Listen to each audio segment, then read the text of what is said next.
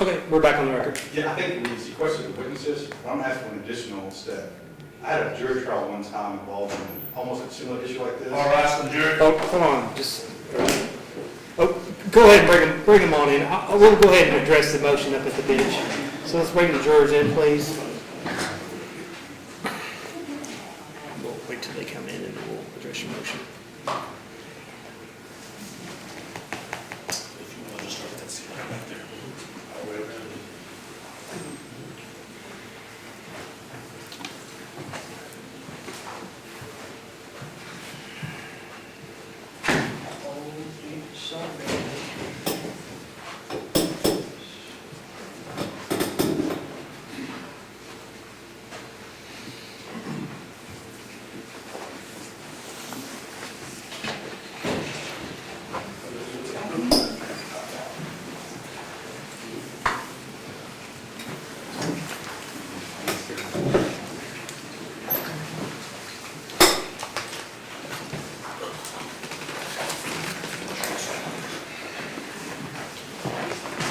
Okay.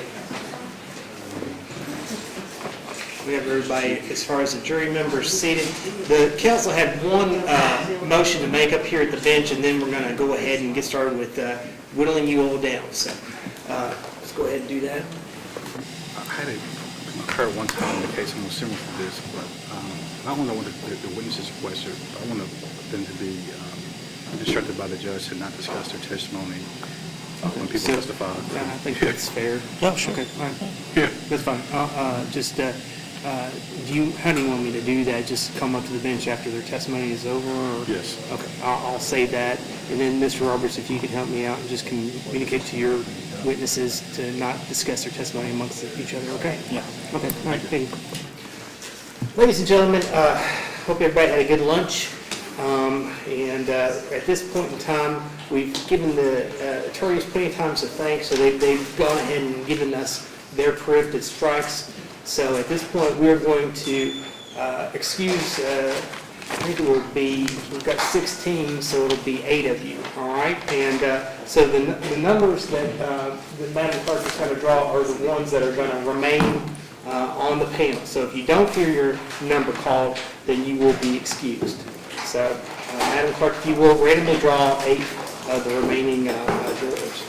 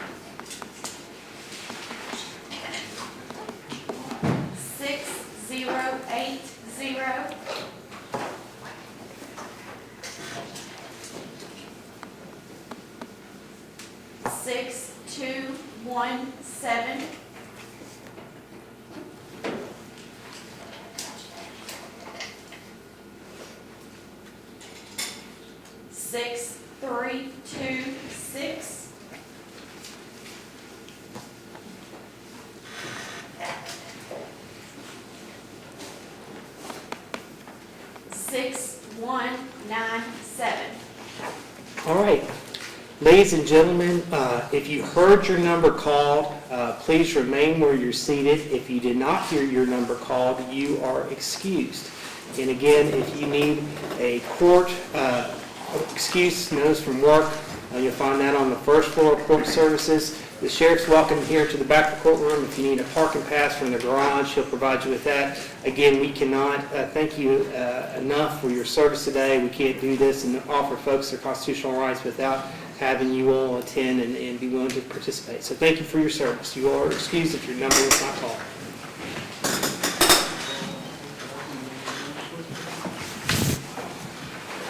So that should leave us with 8 folks. Okay. All right. So ladies and gentlemen who are left over, now that you know that you are serving, if you would, sir, you're on the periphery here, you probably want to come over here to the box. Ladies and gentlemen, we're going to probably have to kind of spread out a little bit. If you all want to do the COVID, give yourself some room, just reassign yourself a seat wherever you feel comfortable, and we'll go ahead and get started. Everybody comfortable where they are? Okay, great. Before we start with opening statements, I just want to make a few kind of general announcements. As you see, we do have a news media camera here.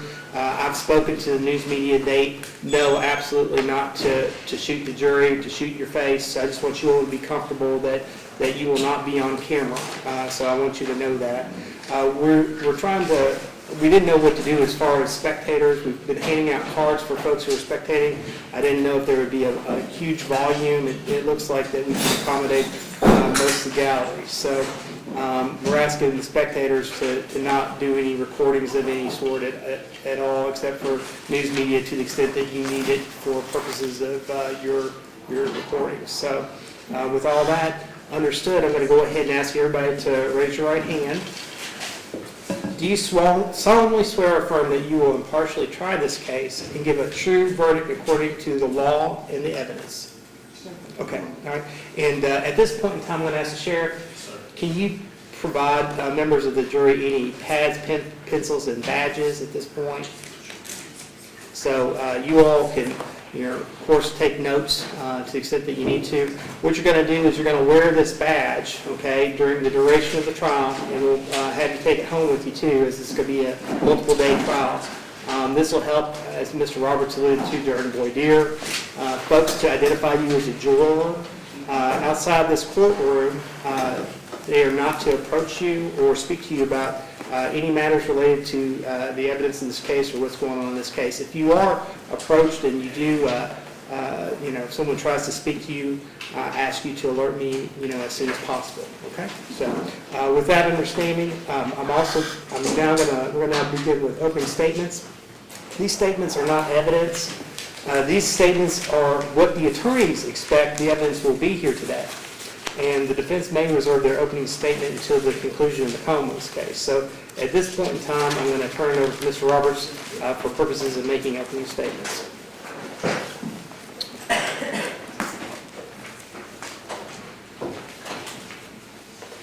Thank you, Your Honor.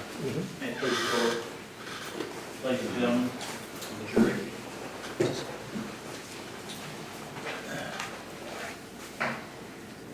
The opening statement, which we do, is not argument. It's not a philosophy. It's not what we want to happen or think is our mentally involved, thoughts mentally involved in the case, but it is the facts that are going to be proved to you in the testimony. So the purpose of an opening statement, in my opinion, is when you have a case that's somewhat complicated from the standpoint of numbers of people and numbers of accumulation of facts, is to consider this like a trip that you would take if you're going to, let's say, go to California and you're going to get in the car. If you just took off and went, then it'd be tough for you to even know where you're going. So you plan it. And so what I'm going to do is try to take you on a road trip, basically in this case, of over 10 days from the 31st of May and June up until June 13th, and let you understand what's going on as you hear the evidence. A little bit of it is going to be a little bit disjointed, and I'll explain that to you in a minute. Witnesses in this case, the testimony will be from witnesses and from videotapes of witnesses talking, which will be introduced into evidence. We'll prove to you that Ms. Williams knowingly and intentionally violated the laws for which she was charged. Now, we're going to prove to you that she and her sister, April Taylor, who are twins, are experienced protesters. Nothing wrong with that. That's not a part of the accusation. This is the passion of theirs, and no problem with that whatsoever.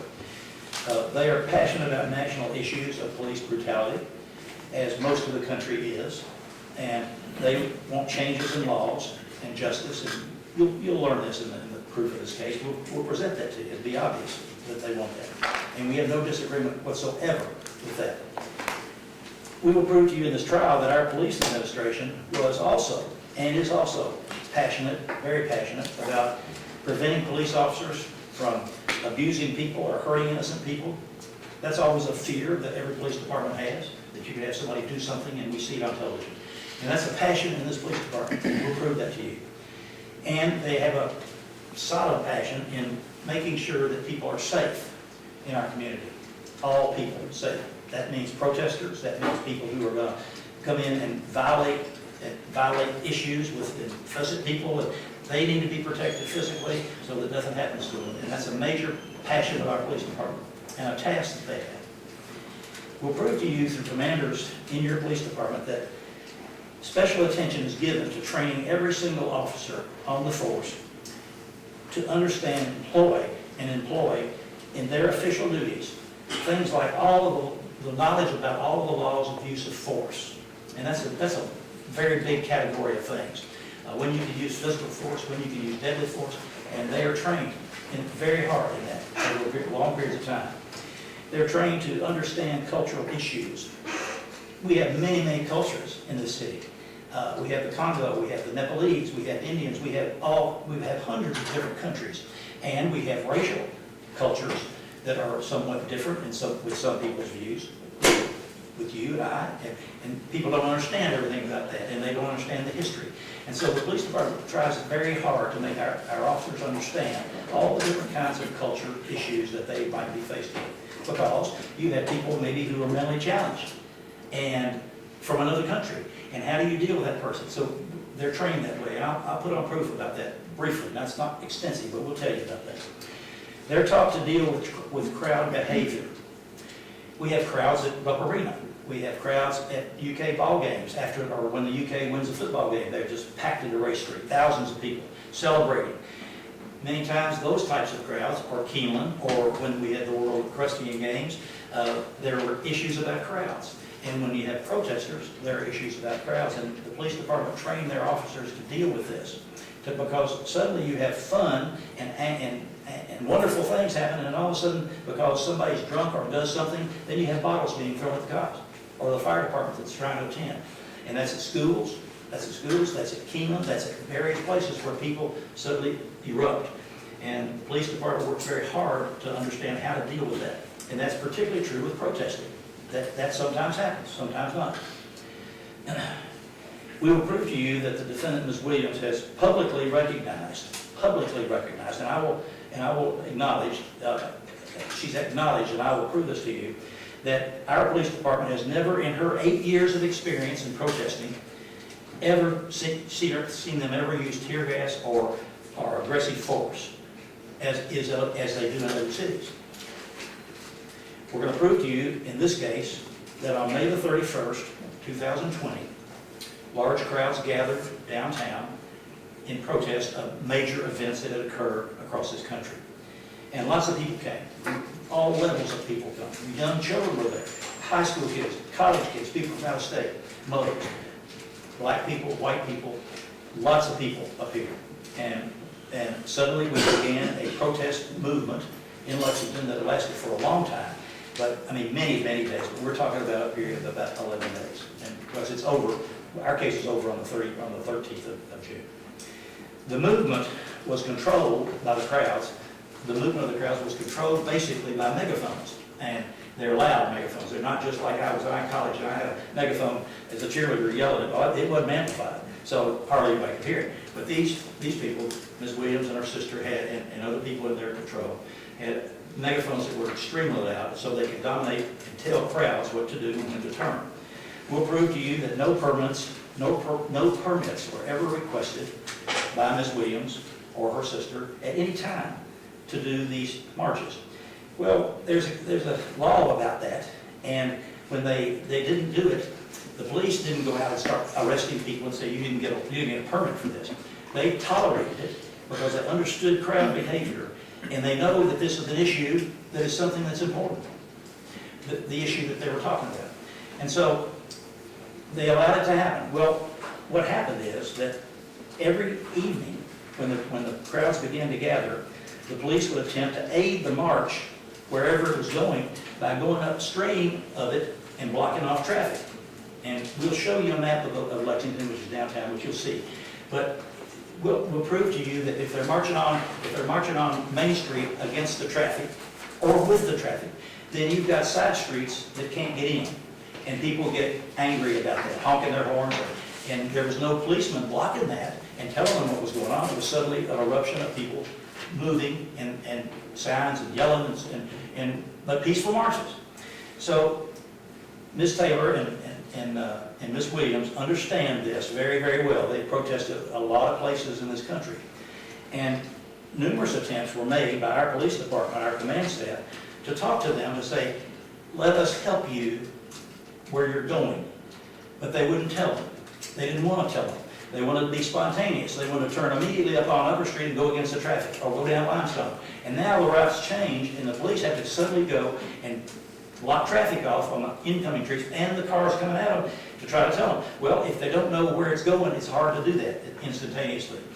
Now, Ms. Williams had people in front of this crowd, her crowd, on bicycles and skateboards to be ahead of the crowd, and then suddenly they're looking for the police, and if they found out where the police were, they would tell them, and then they'd make another direction.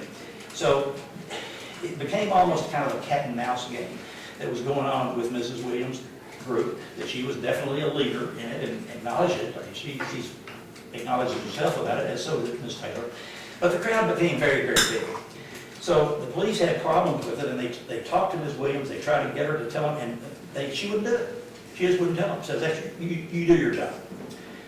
So the problem with angry motorists was that people coming in Main Street or whatever, they're going to get blocked, and there's nobody there telling them why. It's just a huge crowd of people going, and their people, I'm talking about Ms. Williams and April Taylor, their people were up to try to block the traffic on the side street to hold them while the crowd moved forward. Well, that made people angry and honking because they didn't know what was going on. And some people don't care whether they know what it is. They're honking and they're upset. And she knows that. She knows that crowd behavior can cause problems with people on the outside who are just trying to go to work or whatever. And so the police would then try to hustle to get all these intersections managed so that they can make these marches go. And they did that day after day after day. But it was very difficult because we didn't know times, they didn't know where or when to start. So they had to have shifts of officers increased to be able to go and handle this issue. The potential for injury in a crowd that is going along, and some of the people being very angry, lots of people not angry, carrying signs, but some people are angry. The potential of that is in a crowd is to create damage. And sometimes when damage is created, and it was in this case, not this case, it was in the protest, and not attributed to her, but people in the crowd did in fact damage property and were caught by police. They injured people and they were caught by police, and those cases were handled and processed through the court system. Ms. Williams didn't have a connection to that we could prove it. I'm not saying to you that she did. I don't know. But I know this, that when they asked her for help to try to guide these people through these sections so the police could be in front of it and not stop it, never, but to let them lead, she would not do that. She would not cooperate. So what happened is the police were left to protect the protesters from people who were angry. Let's take Antifa. That's a racially awful organization. And it's rumored, and I don't know whether they were enforced here or not, but there were people who were suspected to be white supremacists, mean people who were going to hurt them, the protesters. Well, okay, the police don't say, okay, let them do it. They wanted to protect Sarah and her people, all the hundreds or maybe thousands of people that might be in there who might be fighting back at those people. And so skirmishes occurred, and this was a major problem for them, how to handle this. And you can't, it's very difficult to go into the middle of a crowd of 1,000 people and arrest somebody. That's a very difficult problem. And they know this, and Sarah Williams knows that as well, because that will really create a problem. So you have to do it either with mass movements to stop a melee or injury to a car or whatever, or you let it happen, and then you arrest the person later on. And that's what the police tried to do as much as they could, is to grab the people after they were away from the crowd that created damage or harm. So they utilized, the police unified, and we're going to prove this, the police utilized undercover police officers to pose as protesters, to march with them so that they could communicate back to the department who's on duty and watching this thing, where we're going, and what, if there's a danger, or if somebody's being injured, or if a threat, or whatever. And so that occurred. And there were instances where those police officers were detected as police officers, chased with sticks and chains, because they were supposedly suspected of being a police officer. So again, we're having major problems with the police department trying to control this crowd that we don't know when it's going to start, or when it's going to start, or where it's going to go. Ms. Williams communicated frequently with with a police officer, not undercover, but a sworn police officer named Jervis Middleton. And there's text messages with Middleton talking to her about what the police department's going to do tonight and where they're going. This is a violation of the rules of the police, and that's been dealt with. But he was there telling her, and on the scene, telling her about who a particular police officer was, and telling her, this man needs to get some horn time, or he needs to be doing something because his wife is da-da-da. Things that had nothing to do with protesting, but he was telling her about facts about police officers who were guarding the areas.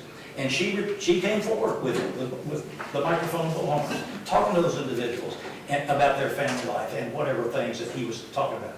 This was something that caused tremendous problem within the police department because Jervis Middleton wanted to do this, and he went against the rules of the police department to do it, and he was caught doing this. During the days leading up to the evening of June the 13th, the police became increasingly concerned about the safety of headquarters on Main Street. There were occasions where the front door was kicked in. There was occasions where rocks were thrown against the front door. I mean, multiple rocks thrown against the front door. Didn't bash it in, but they were certainly there, and it hit the walls or the glass. There was occasion when fire was slid under the door and burning papers slid under the front door of the police station. Nobody was arrested for those things. Mrs. Williams is not, I'm not attributing that to her at all. Nothing, there's no proof about that she was involved with it. If there was, there'd be a charge. But there was not. But this was happening in our city. And this is 6 months later, after the Capitol was stormed in Washington. We're talking 6 months later.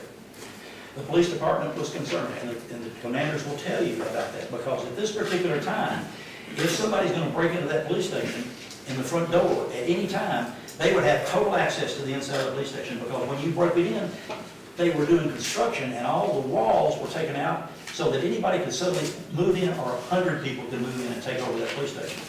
So there was great concern about this, and the only way to prevent that is to put a barrier around it with signs on it saying no trespassing, and have officers standing there to keep people from doing that. And we did that day after day after day. Now in the daytime, they take the barriers down, and the public would come by because there's no protesting. But when the protesters were out, and they're all over the entire Main Street, totally covered, there's a lot of people, maybe 1,000, maybe 2, maybe 500 at a time, but many, many people, and moving constantly, and angry people, yelling and screaming, throwing bottles at the police. The police found that the protesters would try to go up the driveway into the garage beside the police station, where the public could go. And so, why would the protesters go up in that department or in that area? Well, it has access to the police department through other doors. But they were trying to do it, so they blocked it off, and the protesters, with Mrs. Williams standing there and yelling at the police, let them do it. And they did it in her eyes, and right in front of her. She's standing there with bullhorns and yelling at the police to let them go. And when they back up, she'll yell at them, "What are you going for? Why are you leaving?" And back it off, and she would taunt them in that way. That's not against the law, folks, and she wasn't charged for that. That's using your language in a way to upset people. And so we'll show you in videos from her video, from videos of April Taylor that was published in the Facebook that the police later recovered. And we'll show you the other side from the police who had body cams on of these actions going on. Now, there are 400 body cams in this whole matter, and we've tried this case for 3 years. But we've narrowed it down to 1 day or 5 days, and we're going to show you that pattern. And what eventually happened, and I want to be clear, there's no suggestion in this case that Ms. Williams or her sister participated in any acts of damage or injury to any people. Okay? There's no allegation of that. Other people did it around her, but not her. Now,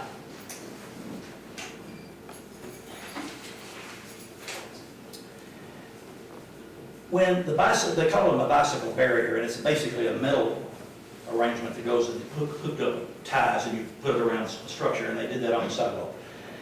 The barriers were put up, and at one point on June the 6th, there was a total die-in by maybe 1,000 people on Main Street, stand on the sidewalks, outside the barriers, not inside the barriers where the door of the police department is, but outside the barrier, all around and all over the sidewalk and laying in the streets. The police didn't bother that. That was a legitimate die-in. There was no permit, but that was a protest, and that was allowed, and nobody was arrested for that. Nobody was beat up for that, or hit or in any way approached by the police to stop it. But that occurred, and it was very peaceful. Now, what happened later is different because they come inside the barrier, and I'll talk to you about that. But this was June 6th, and that's a normal die-in procedure that occurred on various parts of Lexington. It could be Martin Luther King going up the hill, right at Main Street, where they have a spontaneous die-in for 8 minutes or 4 minutes. Okay, and it was allowed, and life went on. Well, we're going to prove to you that Ms. Williams reacted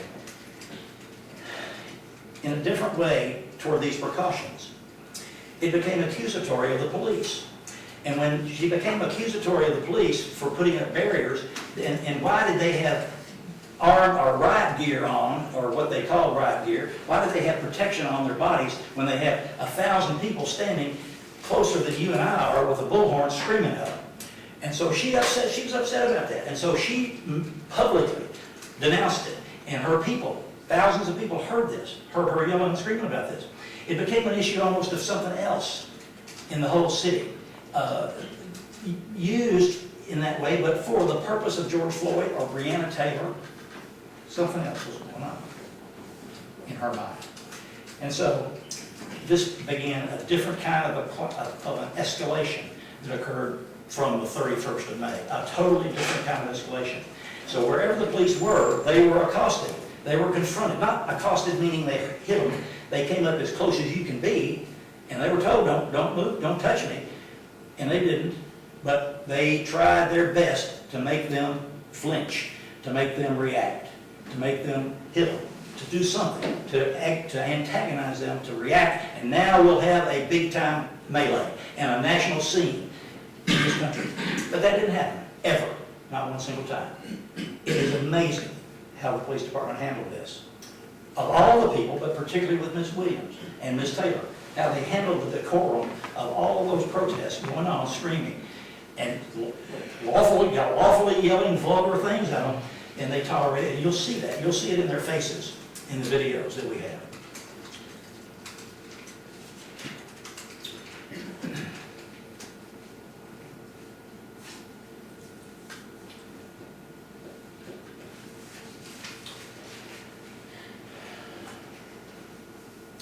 We will prove to you that before the 13th, Mrs. Williams, Ms. Taylor encouraged their followers to knock down barriers going up the sidewalk, up the driveways of the parking garage.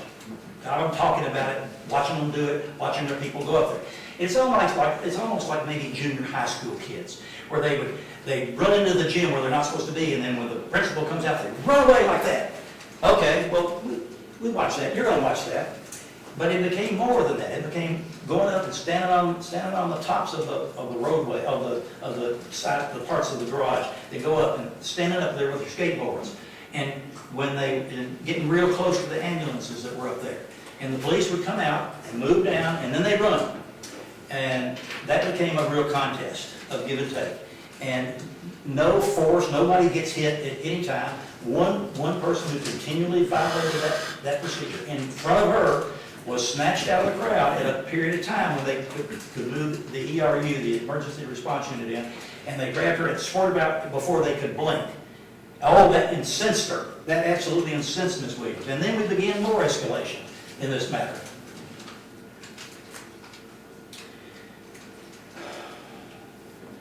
We'll prove to you that around the 12th of June, which would be a Friday, she learned about, and maybe before that, but we know she knew about it, she being Ms. Whitley. We know that she knew about a a peaceful march that was being organized by the John Roe Society.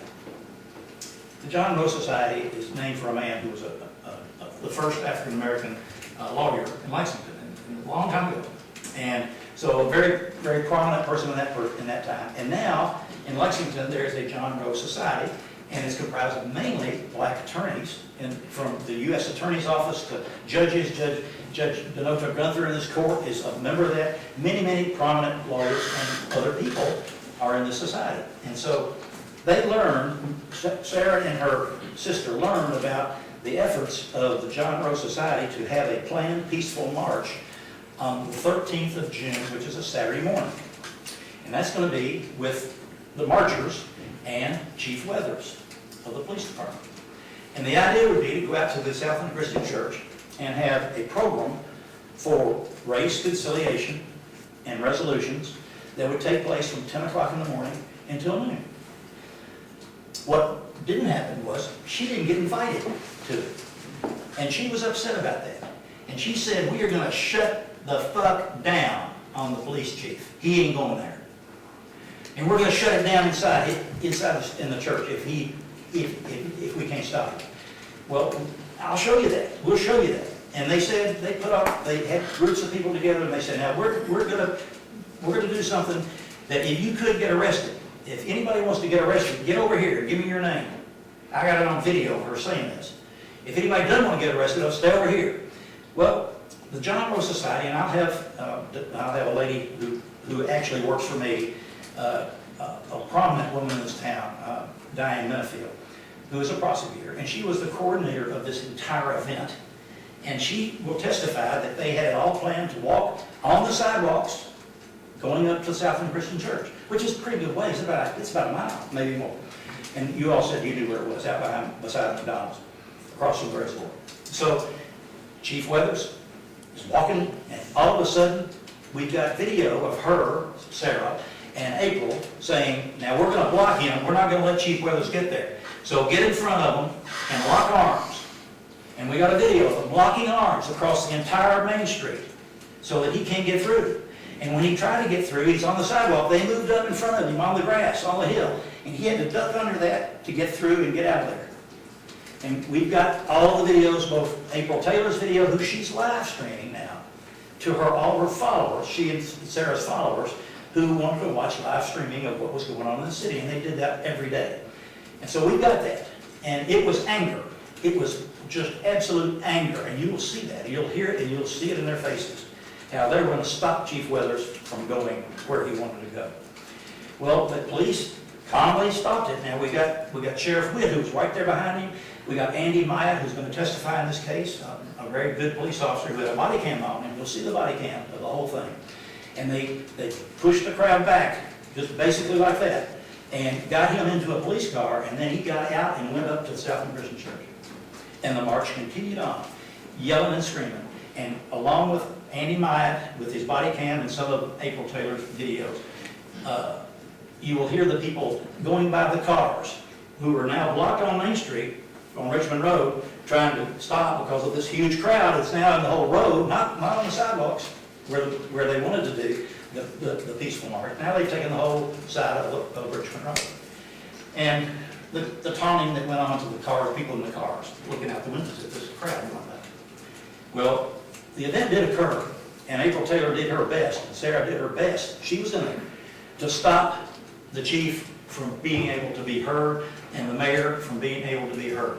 We have Diane Minifield had a lady who is a professor of law at the University of Kentucky be the moderator of this. And there was a number of people on the dais, or the platform, to speak. And so when it came time for something if something happened that they didn't like, then April would start screaming at them and saying, you can't do that, you're not from here. And they had a lady on TV who I think was maybe in Florida, but she was a prominent person in civil rights, who was invited to be on there because Diane Minifield knew her. And so she was up on the screen, and they would yell at her, you're not from here, you don't know what you're talking about.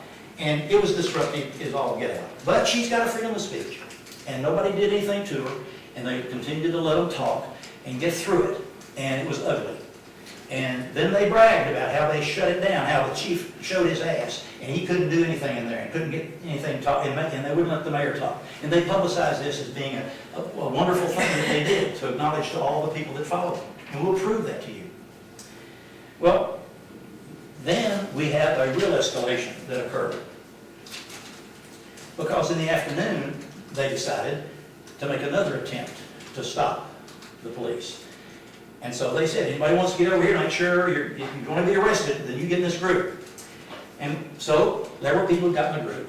And then all of a sudden, the protest went on into the evening of the 13th, and there was a real skirmish back and forth with the crowd, with the police early on, maybe at 10 o'clock. And it got to be real angry, and April Taylor hitting a guy in the crowd with a bullhorn that she's upset about him being in her face, and the cops are watching them. They don't do anything at that point, but at one point they had to finally come in and break it up. But we have a video that we'll introduce, and you can see parts of it, or you can watch it all if you want to. But we're going to show parts of all these different videos to show you what was going on. I'm not hiding one single thing from these videos, not one. I'm not going to show you 5 or 10 hours of these videos, however, but we'll introduce some of the evidence. If you're back in the jury room and you want to sit there and look at them, okay. But we're going to the point of what this case is about. And here we go. On the 13th, at about 11 o'clock, late at night, the crowd gathered at the bicycle barriers around the police station. And we had videos of this from a camera up on top of the police station to show them where April Taylor's, if you are the police station there's a bicycle barrier around you. And April Taylor is on this end of it with a whole bunch of people, who are the crowd, the angry crowd, and there's a lot of screaming and hollering and so forth. And they lead down and cut the barriers, cut the ties, and then go in. Well, they go in and they lie down inside the perimeter of the thing. Now they're up against, right at the police door, all in front of the sidewalk. There's probably 50 people who don't go in, who lie down on the sidewalk on the other side of the barrier, because they didn't want to be arrested. But the ones who went in wanted to be arrested. They're part of that group that were told, we're going to escalate. If you're going to be arrested, you come on. Okay, so Sarah is down at the other end. She's down at this end with her bullhorn yelling, and we've got a massive crowd going on. And we've got video of her doing that. She denies being there. Said, I wasn't there. I'll prove that. I'll prove that to you. I wasn't there, but she was there. And she is taunting the police, and April is taunting the police because the YN or the die-in is going on. It's starting to happen. And we want 8 minutes or 10 minutes. We want to be able to do this peacefully. But they're right now against the police station.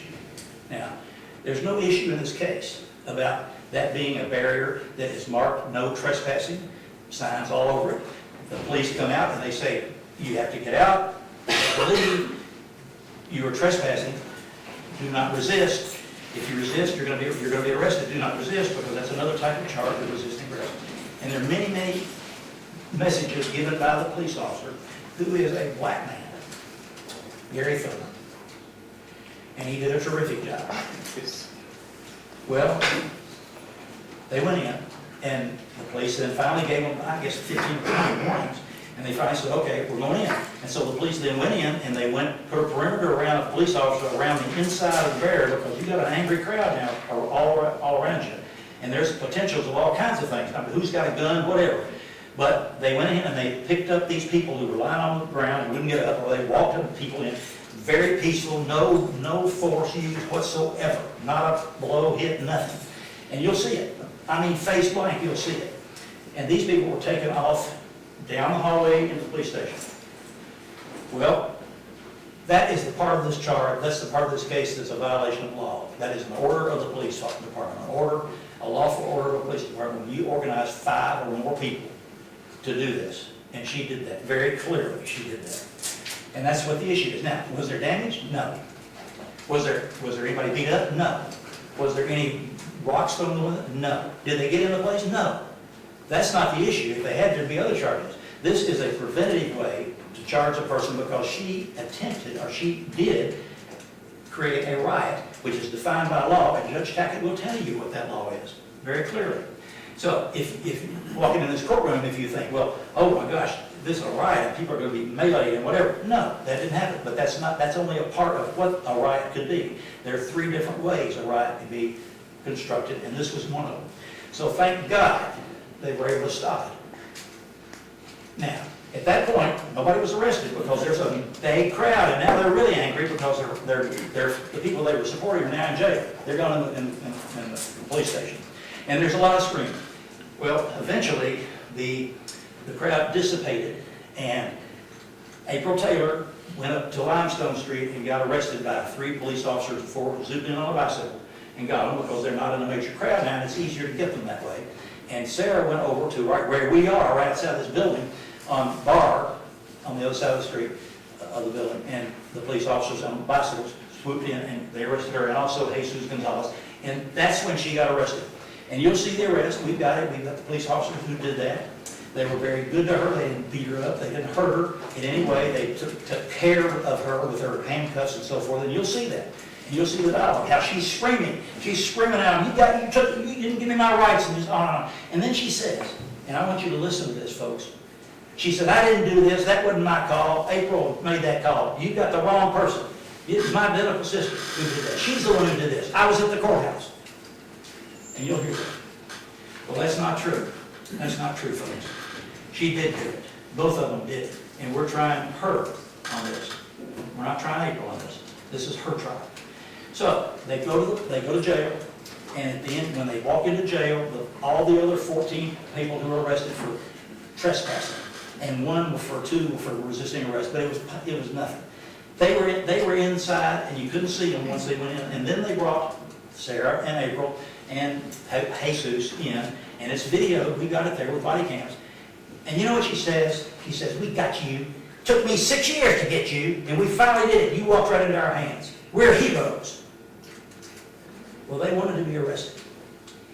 And they got arrested. And they encouraged other people to get arrested. Is it a major catastrophe? No, it's not. But I'll tell you, it's an important case for you to consider.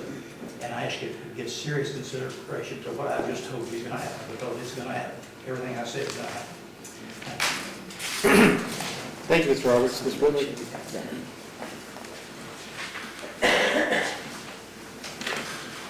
I guess the beautiful thing about the law is that it depends on the limits. This is about oppression. This is about someone not agreeing with political free speech and figuring out creative ways to punish you. Ms. Williams, in my opinion, and I think the evidence shows, someone was a political prisoner. She made a decision after watching a person get murdered on television to use her voice to fight for what she believed in. The tactics, the oppression, people don't agree with it. But her voice, it spoke out for the marginalized. Her message was for the disenfranchised. Most importantly, the oppressed. And what did she do? Well, you're going to find out on June the 12th, her sister decided to have people jump over a metal fence and lie down on the sidewalk for over 8 minutes in honor of George Floyd. That happened across Earth. Across Earth, human beings decided enough was enough. Across this planet, people who all look different decided maybe we need to examine how we treat people. And then it sparked happened. We started debating whose lives are more important. But that's a fact. Now, as these earthly issues of humanity came to the surface of television, it hit your little small town in Lexington. Across the planet Earth, everyone looked at this issue differently. Across the planet Earth, everyone decided how to treat people who were protesting. And then we came to your small horse town and made attention. And those 8 minutes of jumping over a fence and laying down in front of a police department that is made of brick and one window, people were arguing, let them lay in silence. Now, I can't control how a jury is made up. We're all different. When I was a young man, no different than Ms. Williams, we're all introduced to a very political figure. That person, it's going to be two people. For us, it's Thurgood Marshall or Martin Luther King. Throughout our households, our grandparents, our great-grandparents, our great-great-grandparents, they make those two people our historical figures. Why? Because they fought for what we believe America should look like, equality. Were they nice about it? I don't know. When Martin Luther King decided to go down south and fight for racial equality, did he not get arrested? Well, yeah. Did your history classes that hopefully would teach in the future, they may not, did they not teach you that people were pulled in the buses, arrested, smiling? 80-year-olds were excited about going to jail. And then these real issues hit your small horse town, and now all of a sudden, they're criminals.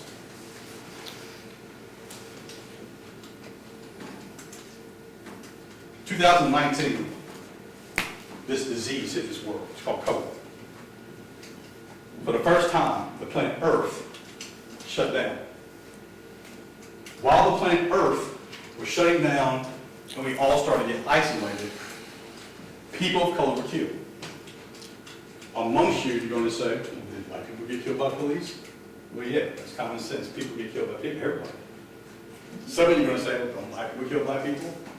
Well, yeah, that's an epidemic and a problem too. The issue before you was, for us, Mrs. Williams, and my staff, we have to go home to our children, and we have to tell them, well, where were you when you turned on the news and you heard a man say, I can't breathe? The conversations you have to have, that are always pretty. Then people, no different than me, no different than Ms. Williams, no different than my staff, well, we decided to do something. There's a man, his name is Martin Luther King. I believe he's quoted saying, our lives begin to end the day we become silent about things that matter. Now, I applaud the county attorneys, the Lexington Police Department.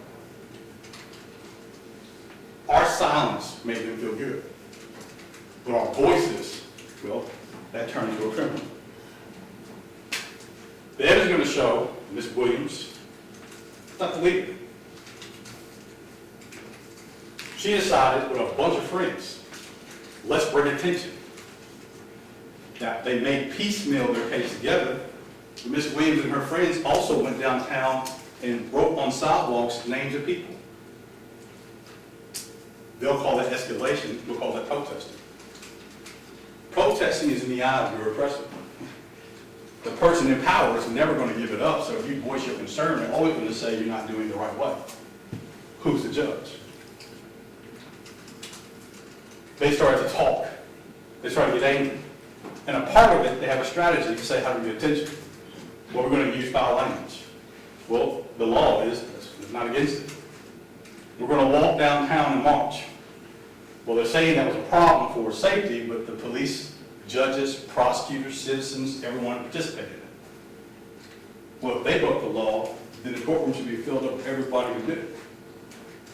But you can't do that because it's too many participants. They marched. They beat a drum. They argued about justice. They argued about police accountability. They wanted changes done. And the odd thing is that back in 2020, everything Ms.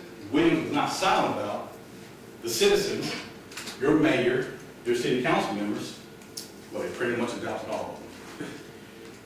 There goes the characters. The Fraternal Order Police. They represent, they're the union for the police department. Well, if you understand politics in your city budget, they control a lot of it. Their rights, their protections, their health care, their status. Well, they were all coming up to the table to be renegotiated. This case is not about Ms. Williams being unpleasant or rocking your horse town's political climate. This was about Ms. Williams and the FOP. She was educating the public about the contracts. What are we giving them all this money? Not disenfranchising them, not taking the money away, saying, why don't we have some social workers, look at all these issues? And then you're gonna find out through their list, no offense, through their law enforcement employees, that bothered them. Now, the conduct they've been doing in March, the conduct they've been saying in April, the marches they were doing in June, well, they don't become a problem until June 12th. They don't arrest them in May. They don't arrest her June 1st, 2nd, 3rd, 4th, 5th, 6th. Then it's going to show they arrested the riots. In fact, they're making the confessions. She never advocated for destruction of any property. That was his language. She never even asked him to destroy anything. That wasn't my words, that was his. She destroyed nothing. So then what we're doing today? Because it's pure police embarrassment. That's it. So her sister, April, her friends back there, some of them, they go over a middle barricade on a public street in front of our police department, and they lay down. And they're saying, don't arrest us, let us lay here in silence. They don't arrest Ms. Williams then. They wait until the morning after, or hours later in the morning, and they arrest her walking to her car. And they're saying that you engage in conduct. I'm going to butcher this word. I'm a good lawyer, but some big words I'll butcher. Tuneless and violent conduct. Tuneless and violent conduct is what she did by asking people to lay down in silence. That's the law. Violent conduct. Yet, you're going to hear no evidence suggest, and the government's agreeing, that she asked anybody to destroy anything. We heard a prosecutor talk about John Rowe. Well, a fact, he is not the first African-American lawyer in Lexington. For those of us who want to be lawyers, we actually have to learn the history of the black men and women who came before us. The first African-American lawyer in Lexington came back in the 1800s. His name was Yellow. John Rowe was just the first African-American lawyer to fight against desegregation. He helped fight against desegregation in UK law school. So that black lawyer group, kind of weird, they used to be the president of, they named it after that in homage to the men who fought for racial equality. So these black lawyers, under my lead, they decided to do an event at Southern Christian Church. Well, then it was a fraction of the group. Well, Southern Christian Church made some statements prior to that a lot of black lawyers felt like, if we're going to make a statement on racial equality, we're tired of going to their neighborhoods and make them come to our churches. Let's have some real conversations. So then the group fractioned off that. Sarah, her sisters, others, they were blocking police chief from going there because they wanted to have a conversation in their neighborhood. But the weird thing is, they keep talking about April, not Sarah. And the evidence is going to show that all those who were involved with Chief Weathers, they were charged. That wouldn't be Sarah. She was on a bullhorn using her voice, talking about the injustice of the system. That's not against the law. So she was not charged. They go to a church. I guess in this mini field, they offended people. I wasn't offended. I was there. And they stopped certain conversations. They want to have a certain dialogue. Southern Christian Church is a proper place. If they believe they committed a crime, they would arrest them for trespassing. They didn't do that. So then Sarah says, we're going to take this to the next level. We're going to go downtown where on that night on June 12th, they lay down on the ground. And they charged her for inciting a riot. The most important thing you're going to discover during this time period is when all this happened, the government, the governor, well, he shut down society.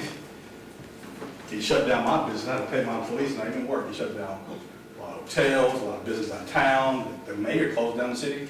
A government. It was a ghost town. There was actually nobody working downtown. This police station, I don't know if they're going to testify to it and tell you the truth, There are multiple departments all around town. The one downtown just hosts or houses a lot of the administrators. They don't actually do a lot of policing and arresting down there. They do interviews and their offices. So they're laying in front of a building that's not even being used because most of the employees were sent away. You couldn't even go down there because of COVID. So put that in the proper context of what's really going on, the community is shut down. And they marched. In conclusion of all of this, the mayor, she applauds Ms. Williams for not destroying any property and doing anything wrong. The community pays attention. Businesses, governments, they start paying attention to maybe some racial issues and inclusion.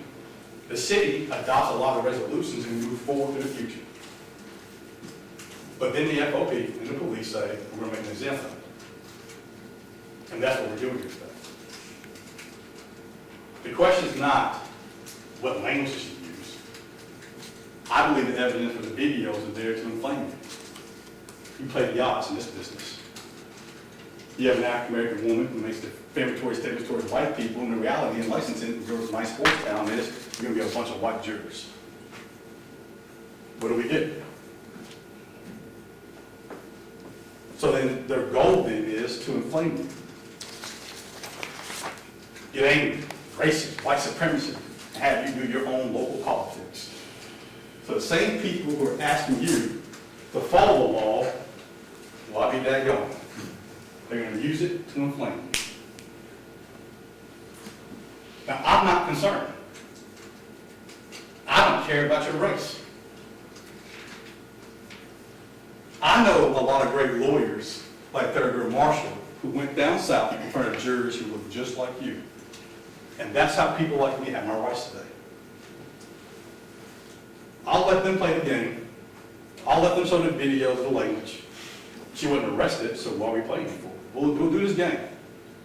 We'll talk about the property damage, but where the offense is not criminal mischief.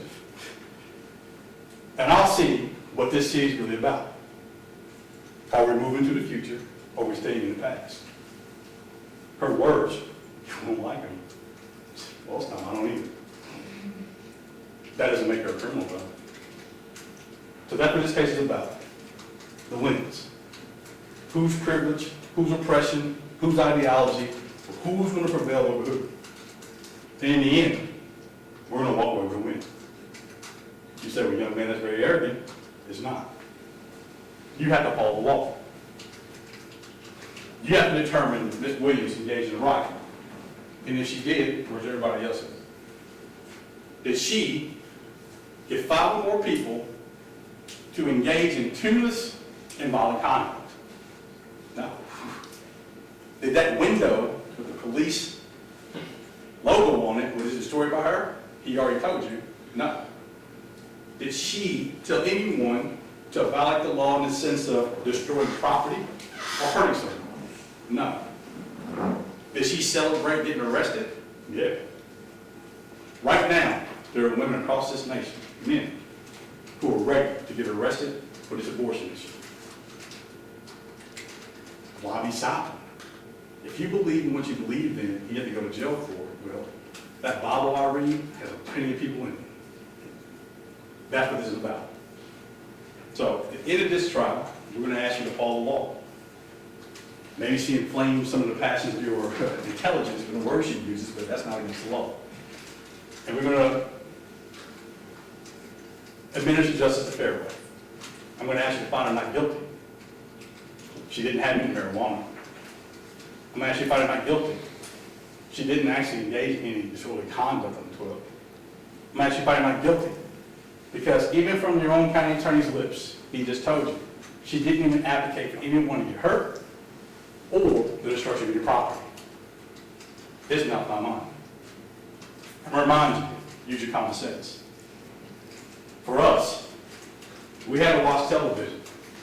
For our children, we had to watch the news.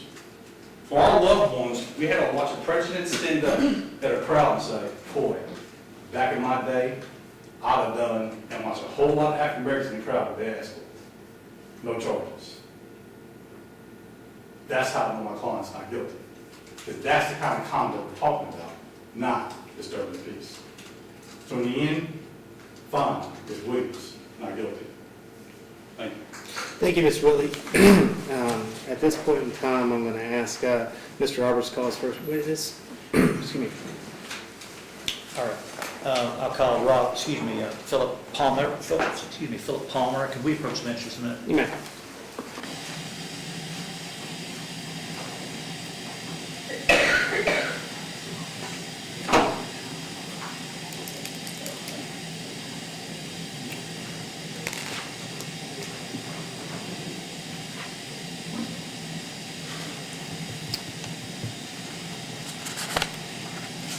April Taylor is in the room, and I think she may well be a witness. I may call her as a witness.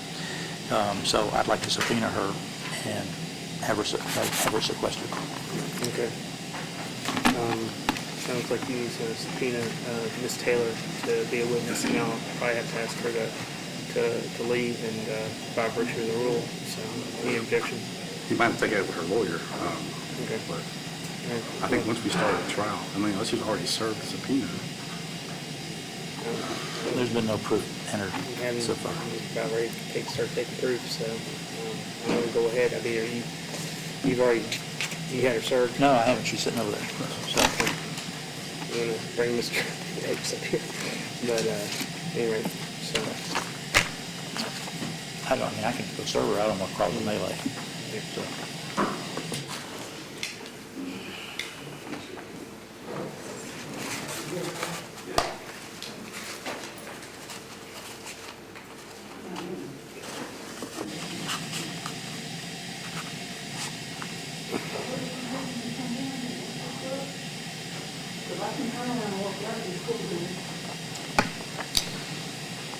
Ms. Taylor, Mr. Roberts is he's prepared to serve you with a summons here for purposes of being a witness in this trial. So, Fifth Amendment all the way. okay, well, if that's the You ain't case, getting nothing out of me. then that very well may be, but by virtue of the rule, we haven't started taking proof right now, so I'm going to have to ask her to step outside by virtue of following the rule. So, Mr. Davis, How is that even? that's, his case, so, thank you.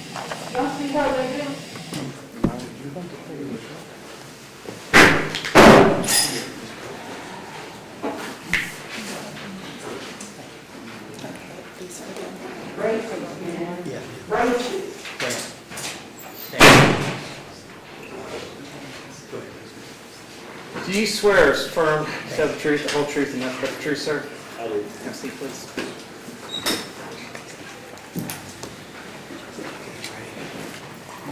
Mr. Roberts. all right. Would you state your name for me, please? Philip Palmer. Mr. Palmer, what is your profession? I'm an officer with the Lexington Police Now, Department. you got to speak up so we can all hear you. I'm an officer with the Lexington Police Department. How long have you been a police officer? It'll be 7 years in October. And what division are you in? I'm assigned to the Corps unit. What does that mean? We're basically a unit who conducts proactive patrols in areas of high crime. Okay. Were you working on the 13th of June of 2020? Yes, sir, I was. Okay. Did you have an occasion to be with a number of officers who arrested Sarah Williams? Yes, sir, I did. Where did that occur? It occurred on Bar Street, close to the federal courthouse.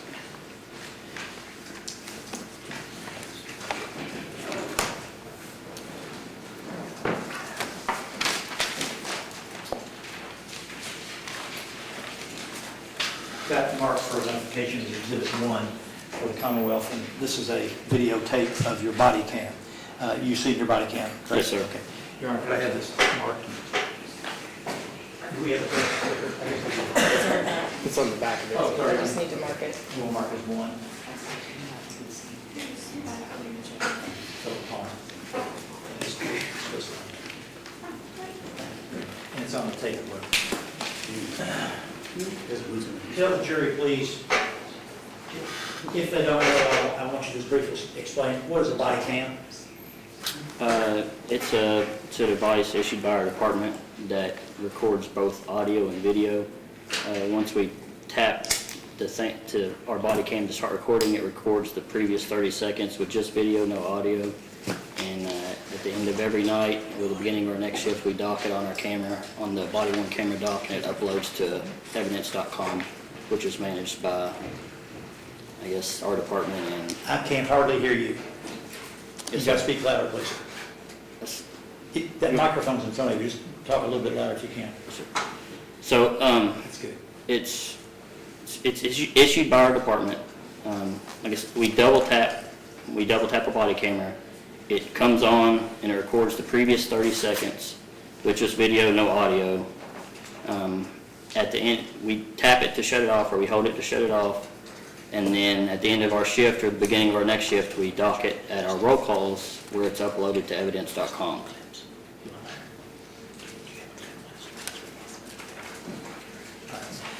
Okay, when you arrested her, did she make any statements to you during that arrest? The only statement she was making is asking why she was arrested, and she also stated that she was trying to give her phone away. Okay. Was she told that she was charged with inciting a riot? Yes, sir. After she was taken into custody, she was. Okay. And did she make a response to that? Yes, sir, she did. What'd she say? She began disagreeing, saying that it wasn't her, that it was her sister, April. Okay. Did she make any statement to you regarding where she was during the die-in that occurred earlier? Not that I recall, sir. Okay. You don't remember she said she was at the courthouse? Sir, there was a lot going on. I don't Okay. remember everything. All I'm right. sure my body camera caught some of it, but I don't Okay. remember everything that was said. Do you recall whether or not she told you that they got the wrong one? Yes, April sir. did that? Yes, sir, I recall that. And did she refer to her sister as being an identical twin sister? Yes, sir, she did. Okay. I want to play a portion of that, not the entire arrest, but the portion of it, of the tape that deals with this. So if you would go to the first clip. Report, Judge. Ma'am.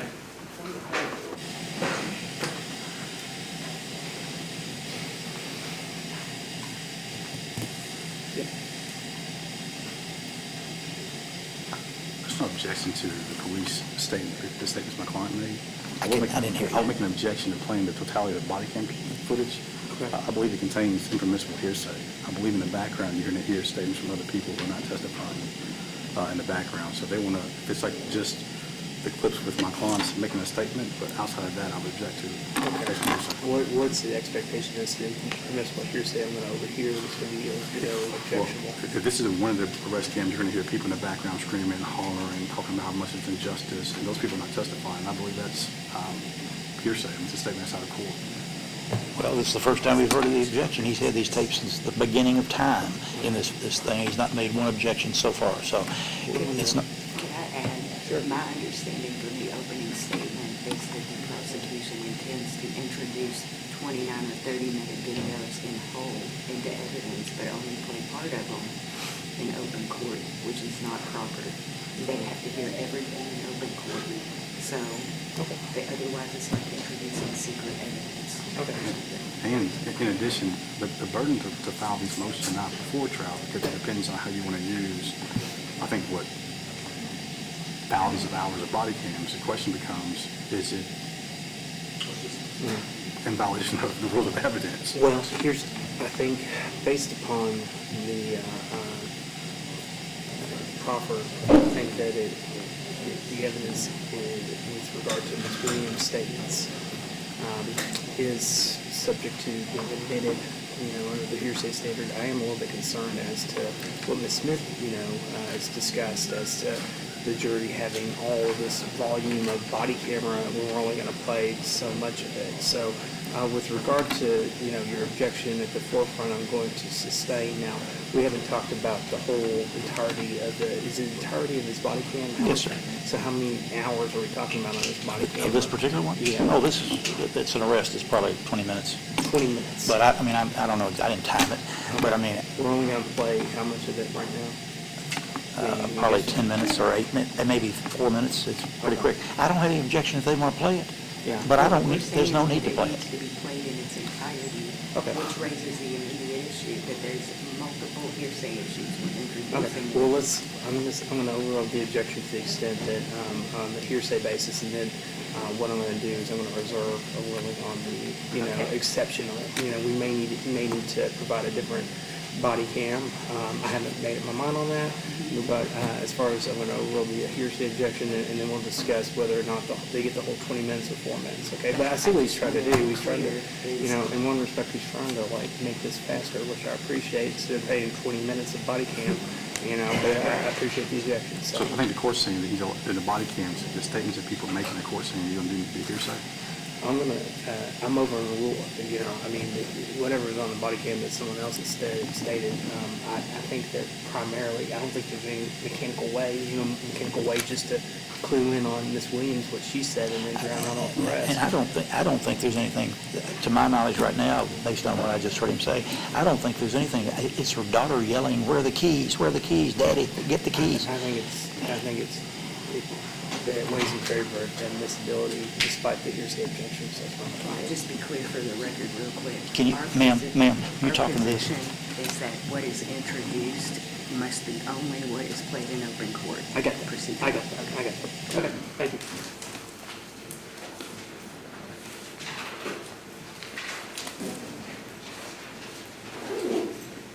All right, Mr. Roberts. Okay, Your Honor, I'm going to play a portion of the body cam. Officer Palmer, watch this for us, please.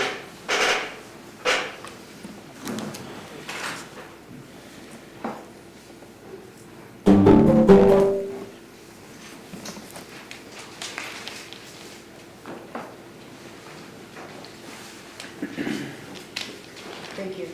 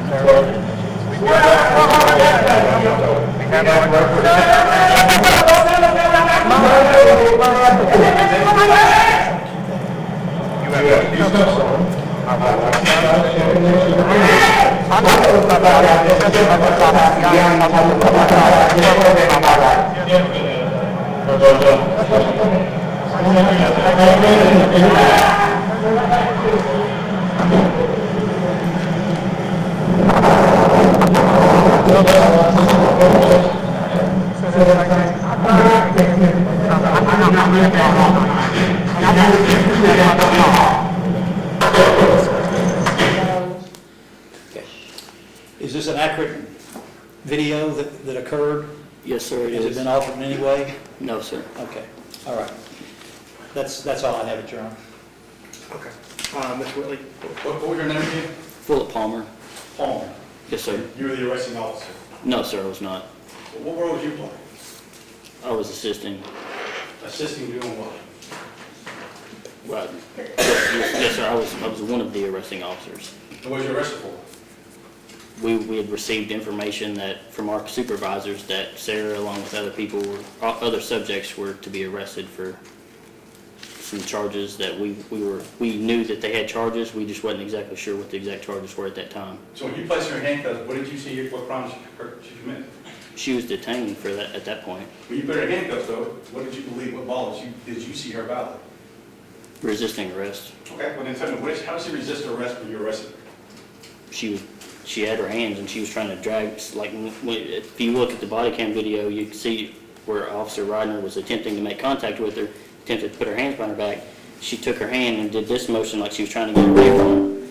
Okay. Whenever I come to the other side, I grab her right hand and she's trying to put it in her pocket and give away her phone, which police were wanting to write a search warrant on, and she refused to put her hands behind her back. She wouldn't place her hands behind her back. Gotcha. So I got confused though, but I watched this body cam, y'all had her in handcuffs, you told her to walk to over here, and she complied, right? Yes, sir. You told her to walk to the car, and she complied. Yes, sir. You told her to walk to the cruiser, and she complied. Yes, sir. And you're saying that immediately when y'all grabbed her and trapped her arm behind her back, she moved her arm forward. Yes, sir, she did. Did you attempt to Play my handcuff her in previous front? body cam.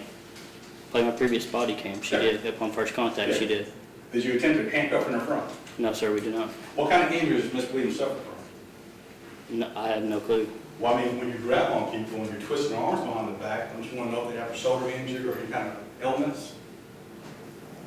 If they bring it up to our attention, she didn't. But if you're grabbing her and pulling her and she didn't arrest her, there's a lot of things going on in her mind. Do you agree with that? I'm sure there is. All right, so when you all, I guess you all ever put handcuffs on her, right? Yes, sir. Did she comply that you put handcuffs on her? Eventually, yes, sir. Okay, so your statement to the jury that she moved her hand to the front and then tried to hand a cell phone to someone, right? With her right hand, she was trying to. With her left hand, she was trying to pull away from Officer Ryder. Was she laying on the ground without her handcuffs? She was, after we had placed her on the ground, because she was resisting arrest. Did she push off the ground and push out off of her? I don't know if she was trying, she may have been trying to, but she was unable to. Who also makes a determination if she's resisting arrest? This is defined by law. All right, so in this case, did you write a police report about your findings? Officer Ryder handled the arrest report, How did you do it? because I wasn't the arresting officer. All right, so in your testimony to this jury, you were approaching her, pulling her hands behind her back, her, I guess moving it towards her front. In your theory, that's resisting arrest. When someone's trying to pull away from you and twist and turn away from you while we're trying to put their hands behind their back, yes, sir, it is resisting arrest. That's it? That's what classifies as it. All right. Cool, and I think you made the determination, you were Officer Ryder, right? Yes, sir. You're a member of the police department, correct? Yes, sir, I am. Are you also a member of the FOP? Yes, sir, I am. Are you aware that Mrs. Williams was making statements against the Fraternal Order of Police? Not that I'm aware. You were not aware she was protesting against the police? I was aware she was protesting. I wasn't aware she was, what all that entailed. Are you also aware that she was making statements against one of your fellow officers, a chaplain? Yes, sir, I was. She was making some strong statements against your chaplain. Would you agree with that? I don't know what the statements were. But I guess in that time period when y'all arrested her, you all said that she resisted, right? Yes, sir. Anything else you do? Repeat, sir. Anything else you do to resist? She punched you, hit you, hit you? No, sir. Did she flop to the ground and refuse to get up? No, sir. She just did the act of, I guess, clenching her hand in front of her body. Preventing officers to put her hand behind her back. How old is Ms. Williams? I don't know, sir. Do you consider age when you're pulling your people? And I guess pulling your hands behind the back, I guess you put in the front. What all factors you consider before you try to pull people's arms behind the back? I don't consider anything. I can't hear you. I don't consider anything. No further questions, witness? That's all, may he be excused? Thank you, Officer Parker. You may be excused from further testimony. Well, I think he may be subject to recall though. He may be, yes. So just be advised that you could be subject to recall, but you're excused from today's testimony. Thank you. For today, all Yes. today. I believe so. Could we approach the bench, You may. you also had a monster for witnesses not to talk to other witnesses. Yeah, Philip. Officer Parker, if you don't mind. can you Palmer. repeat? Palmer. Palmer, I'm sorry. Wrote down that incorrectly. Palmer. So, Officer Palmer, just be advised that I've issued orders, and Mr. Roberts is hopefully communicate with all his witnesses that I'm instructing you not to have any conversations with any other witnesses that are scheduled to come and testify in this trial about what you testified to, okay? Yes, sir. So you understand that? Yes, sir. Okay, thank you, sir. All right. Judge, Mr. Whitley just injected a question in there about the chaplain and Donovan Stewart. And I strenuously object to that coming into evidence as collateral, inadmissible evidence. It's a total another case. Whether she's upset about it, I don't think we should go into that at all. So I'm making that motion in limine at this point. Okay, so he's making a motion to curtail the cross-examination to avoid any questions about, Donovan, whatever his name is. Yeah, I didn't ask him a question about whether he, assaulted a young black boy in the mall, or whether, this officer admitted to assaulting a young black boy in the mall. I just said she made statements against her chaplain. You also remember the FOP. And you made a decision that she resisted by putting her hands in there. I think that's something you can argue for bias with. So I think that I've not gotten into the actual issues of that individual. Okay. I'm gonna overrule your objection, Mr. Roberts, but I'm gonna ask Mr. Whitley, I think you need to, if you're gonna ask those questions, to curtail it very tightly, and if you're willing to not delve into the rationale, I think that, I'm gonna overrule. But I think that we're gonna proliferate the issues and into a lot of confusion if we talk about, the basis of the other tangential matter involving that officer, former officer, okay? I think the way I did is probably the way I'm going to do it forever. Okay, and I think just if it's going to be limited to that, I'm going to overrule the Oh, that's all. objection. I didn't object to him saying that, what he said. It's a matter of, are we going further with this? Right, I think we need to, just limit it to those sorts of general questions, okay? Thank you. Ladies and gentlemen, we're about 5 minutes away from 3. Is everybody doing okay? Okay, so we're ready, we can continue to go on a little bit more? Okay. Don't be shy, If you feel like you need to take a break, just raise your hand and say, Judge, I think we might need a break here, okay? So with that understanding, Mr. Roberts, you have another witness? Call Robert Frazier. Robert Frazier.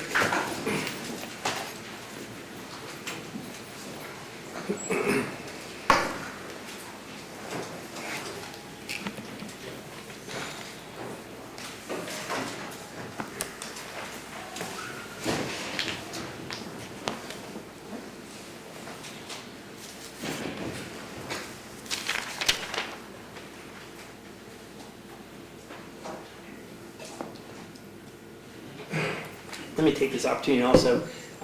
There's concessions, vending machines in the basement. So if you all want to bring a water or a pop or anything of that nature, you're welcome to do that. Okay. So, officer, if you don't want to come up forward here and be sworn. You swear from tell the truth, whole truth, and nothing but the truth. I do. Have a seat, please. Mr. Roberts.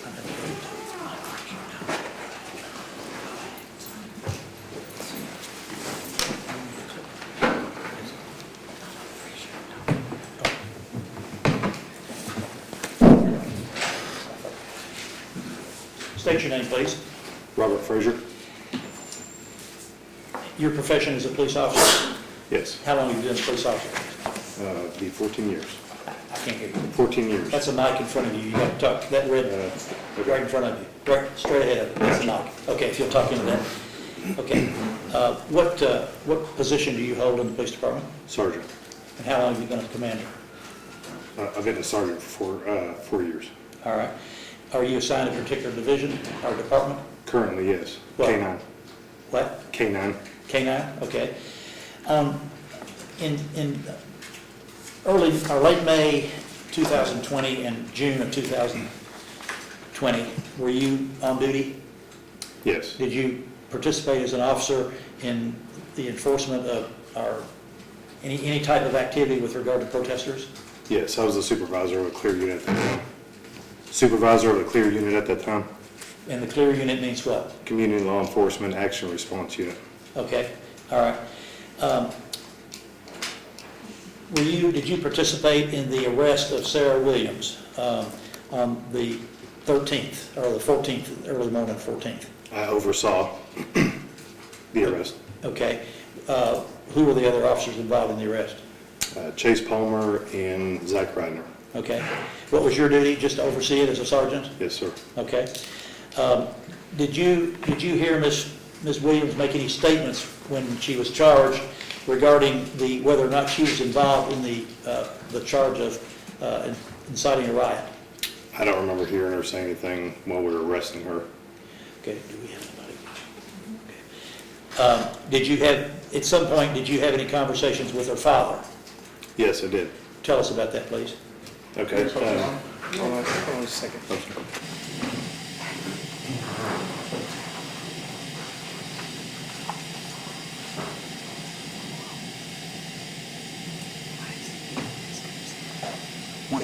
On objection on the basis of KRA 401, it's not relevant. The conversation is with the father. But in addition, I believe it's also hearsay. Whatever the father said or whatever the officer talks to the father about, it's impermissible hearsay. Yeah. And that person not testifying. What are you looking to offer here? He aided the father in getting the car keys from Sarah so that the man could take her car home and not leave it abandoned on the street.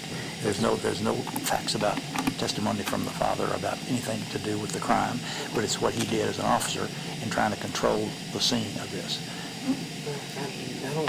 I think it's questionably relevant. I mean, I think that you can probably elicit other testimony that may show, that he was in charge of controlling the scene, but I'm going to sustain the objection. I don't, it's hearsay, and I don't see the relevance, so Okay. I'm going to sustain it. Okay, all right, that's fine.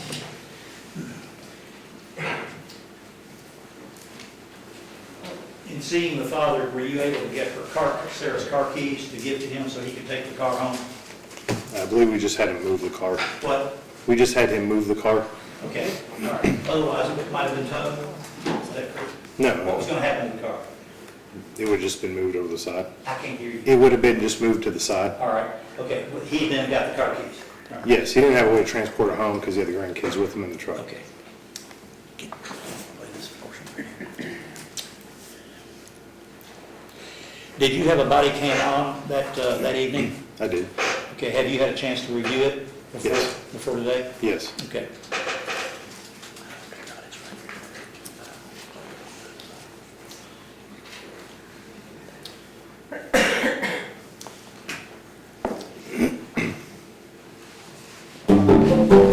I'm going to play a portion of this body cam where you're talking with Sarah Williams. Okay, Attorney, if you would approach before you play the body cam.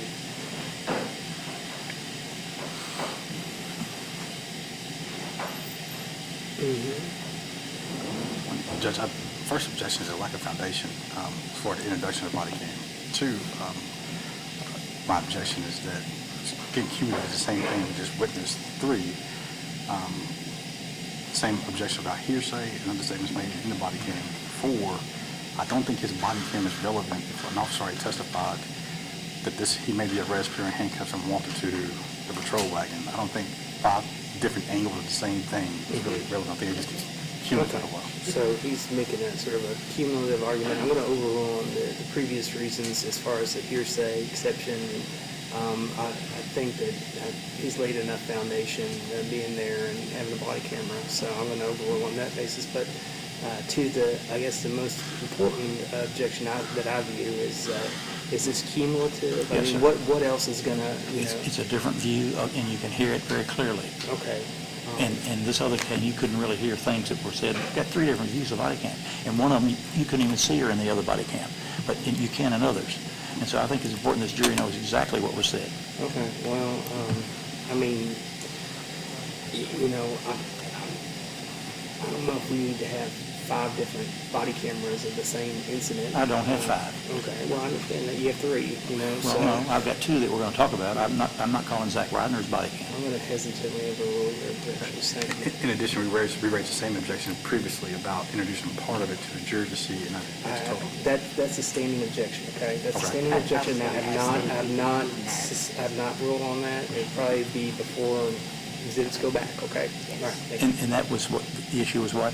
The fact that you're only playing a section of it and that you may wish to introduce like 19 minutes and we're only going to play 2 minutes. So they're objecting to the That's fine. 17 minutes that's not played. I'm happy to introduce the portions. If you want me to do that, we'll do that way. Okay. It's not a problem. I mean, Well, their objection is that they don't want you to introduce 20 minutes of body cam when we're only playing 2 minutes to the court. So you understand that? I do, I understand that, but if I didn't do it, they'd be screaming that we didn't bring the whole body cam in for them. So, it's there, and it doesn't have to go back to the jury. They'll never see it.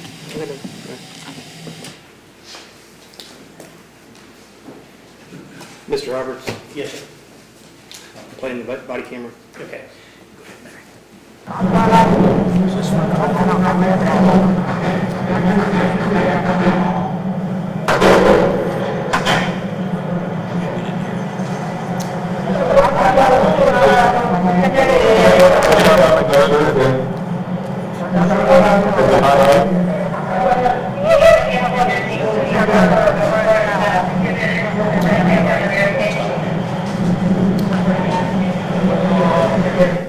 All right, did you hear her say I did not make that effing call? Yes. Okay, all right. That's all I had at this point. Okay. Mr. Whitley? I think you said you were the sergeant at the time. Yes, sir. You've been a sergeant for 4 years since 2020. You've been a sergeant for about 2 years this time period. Yes, sir. I think you got placed under arrest. Where did you arrest her for? Where did you see her crimes she committed? She was arrested for inciting a riot, and I believe DC. Disorderly conduct, I'm sorry. Anything else you arrested her for this time? I did not make an arrest on her, and my officers did, but no, as far as I know, that was nothing else at that time. Well, if you're a supervisor, take your name, you're a supervisor. Sergeant. Sergeant. Your role is kind of like, kind of assistant.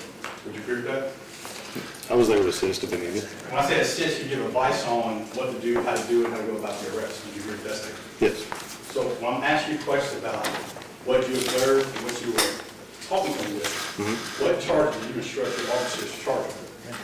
I didn't instruct them because we received information from Detectives Bureau of probable cause videos that they had seen, and that's why we were the arrest team on the street making the arrest of her. When did you arrive to the scene? I'm sorry. It was, When did you arrive to the scene? So we just watched. we rolled up right as she was being arrested. So you, I guess, Palmer, Ryder, y'all all there together? I think myself and Officer Ryder were together, and Officer Palmer was in a cruiser down the street. I asked the question one time. As their supervisor or sergeant, what crimes do you see Ms. Williams commit? You guys talk a little bit, I can't remember. Okay.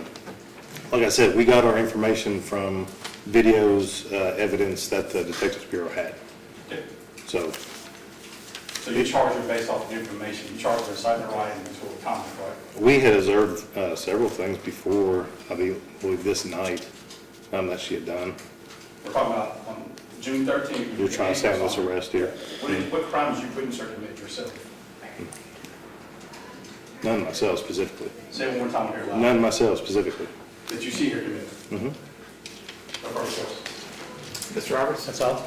Your Honor, I would like to introduce the Okay. Exhibit. Subject to our discussion, I'm going to go ahead and admit Commonwealth's Exhibit Number 2. Yes. Officer Frazier, you're excused, but before you go, just be advised that I've made a ruling just for you not to discuss your testimony with any other witness that you perceive that may be called in this case. So and you may be subject to recall, but you're excused for today. So you understand not to discuss your testimony? Thank you, sir. All right. Matt Ryder. Rodney.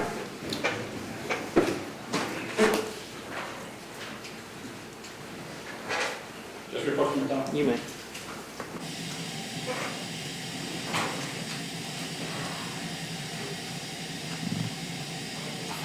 Bill Davis is trying to get my attention. I think he wants to, go to the chambers to address the April situation.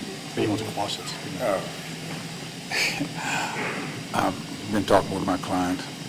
She's outside crying her eyes out. The prospect of being forced to testify against her twin sister, who's about 2 minutes younger than she is. And so I want to ask Mr. Rock, is this absolutely necessary? I mean, she got nothing bad to say about her sister. Is it necessary to put her through this? You served with a subpoena. I know I did. I'm gonna ask you, is it necessary to put her through? Yeah, it is necessary. I'm not doing this for a gain. What I'm saying to you is that she's got nothing negative to say about her sister. Well, she participated with her sister. She may not determine it as negative, but her sister may testify also. And if she does, I don't want her in this room because I call her on the boat. Well, yeah, well, she can be outside, but I'm just telling you. Okay, but I think she needs to be told not to watch this live stream on television. There's no live stream. Yes, there is. Yes, there is. I don't know. He told me there was no live stream. Well, he told me there was, so. They told me there wasn't. Sir, can you come up here? I need you. Yes, sir. Please. I'm not trying to make you go hard, man. I know. We need a definitive answer. Are you live streaming this? No. Okay, so there is no live stream. There is no live stream. Okay, thank you. That's all I need to know. Thank you. Since KYT couldn't wear the pool, we didn't live stream. Yeah, that's what he told me. That's fine. So it's not, only way she would know anything is she has to physically sit in here. Nobody's gonna tell her. I anything. mean, Mr. Davis, by the rules, I've got to go by the rules. I understand that. And I understand. think that the rules are that, he served her with this. He served her with He wants to potentially call her, and I got to invoke the rules, and so I hate it, but for her, because, that's the rules. Yeah, we thought we were through in February when we cut our deal, but, Okay. All right. Thank all you. right, thank you.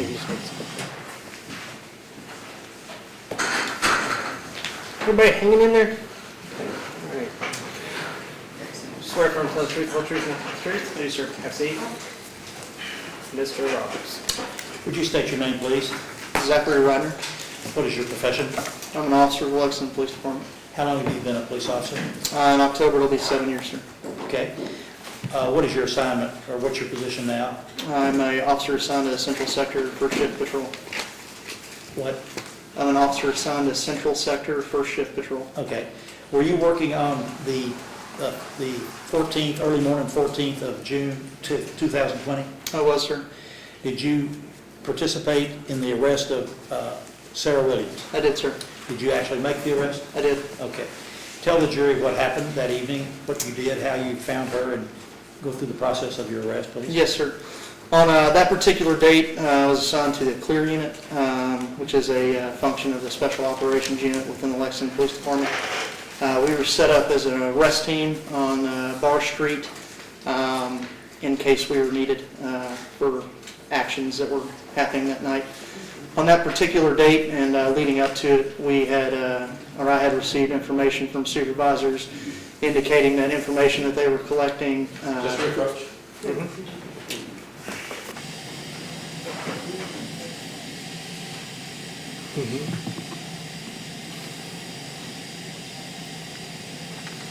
I'm going to object to this witness reading his police report as he testifies. I think if there's a lack of foundation or anything like that, he refreshes his memory, but he can't read verbatim his police arrest citation. I mean, you want to get as far as you can without this police report and then, offer it to us. Sure, that's fine. Okay. All right.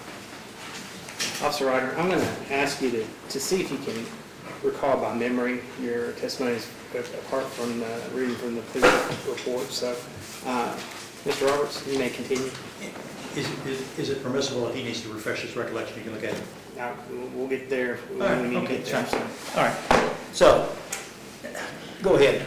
You made the arrest, and what did you arrest her for? As I was saying, leading up to the arrest, we had received information from our supervisors as well as that they had collected information and evidence to show that Ms. Williams, as well as several others, were coordinating arrestable actions to be conducted that night. We were set up as an arrest team on Bar Street to effect that arrest if those arrestable actions were indeed carried out. During that time, we were listening to radio traffic, and we were instructed at that time that Ms. Williams, that there had been arrestable actions in the form of cutting zip ties, jumping the barricades, staging a die-in, I believe is what they quoted as, and that from our supervisors that we were to go in and to arrest. At that point, did move in to that and effected an arrest on Ms. Sarah Williams during that process. While effecting the arrest on Ms. Williams, there was a significant amount of resistance from her. She had made several statements that, along the lines of not wanting to go into custody. There was a lot of movements, pulling her arms to the center of her body. That particular night, when she was transported, her property, including her cell phone, was seized. The information that was provided to me... Hang on a minute, hang on, let's hold up. I want to talk more about the actual arrest there, if you would. So at the scene, this was on what street? This was on Bar Street. Which is right on the other side of this courthouse? Yes, sir. Okay, all right. And at that point, did you hear her make any statements concerning, when you told her that she was under arrest, did she make any statements? She did make statements. I'm not sure what those statements were off the top of my head, sir. Okay. I believe that, from my recollection of the events, she was, there was, not necessarily her, but another individual indicating... Wait a minute, I don't want to know Yes, the sir. individual, what she said. Okay. Just what Ms. Williams said. You don't recall? I don't recall, no, sir. Do you have the report with you? I do. Can he refresh his recollection from that report? You allowed? Yes, sir.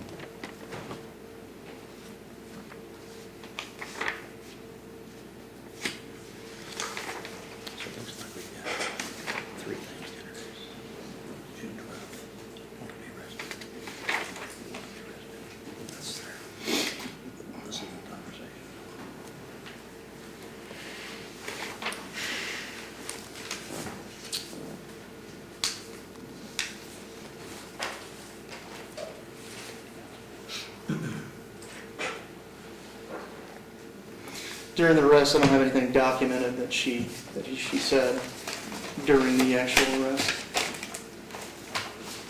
from my report here. Okay. Did you seize her telephone? I did. Okay. And was that telephone later, did you make a request by search warrant to the court? I did, sir. Look into that? Yes, sir. Telephone, and were you given that permission? Yes, sir. Search warrant? What did you discover on the search warrant that's relative to this case? During the search warrant, reviewing the returns from that, it was as the information that was provided me prior to or during the arrest, and that was information that showed that she was coordinating arrestable actions from either signal threads or a combination, not either, but a combination of signal threads, Facebook Live posts, text through social media, a combination of different sources from her phone itself. Okay, you used some terms that maybe the jury doesn't know. What does a single thread mean?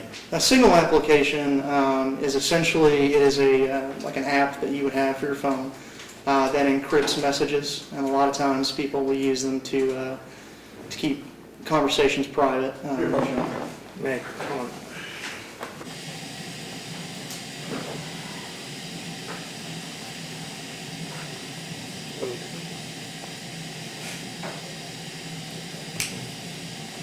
I would object to this officer's qualifications that testify to encrypted messages or trying to hide messages. I made it very clear that I wanted a real expert or anybody who's going to have any expert opinions to identify themselves, get their CVs, so we can start litigating potential Daubert issues. As of today, there has not been one person who identifies an expert in any field of law enforcement, any field of encrypted messages, any field of apps. So I'm going to object to this officer's qualifications. I think the rule of 7.24 is very clear that you make a motion for it and discovery is there and it's not turned over, the court shall exclude it. Well, it was turned over. We turned this over to him. He's had all this stuff. He may not have looked at it, but he's got hundreds of things that we turned over to him. The issue is not about whether or not you turn over a message. The issue is under 7.24, if you have an expert, you have to identify that expert, give that expert's qualifications, turn over CVs. So the issue I'm saying is not whether or not I have discovery. I'm not making that motion. I'm saying they failed to do that. I addressed it last week in court. They made us think about me having reciprocal discovery, and now they're trying to use this officer as an expert without following 7.24. Not at all.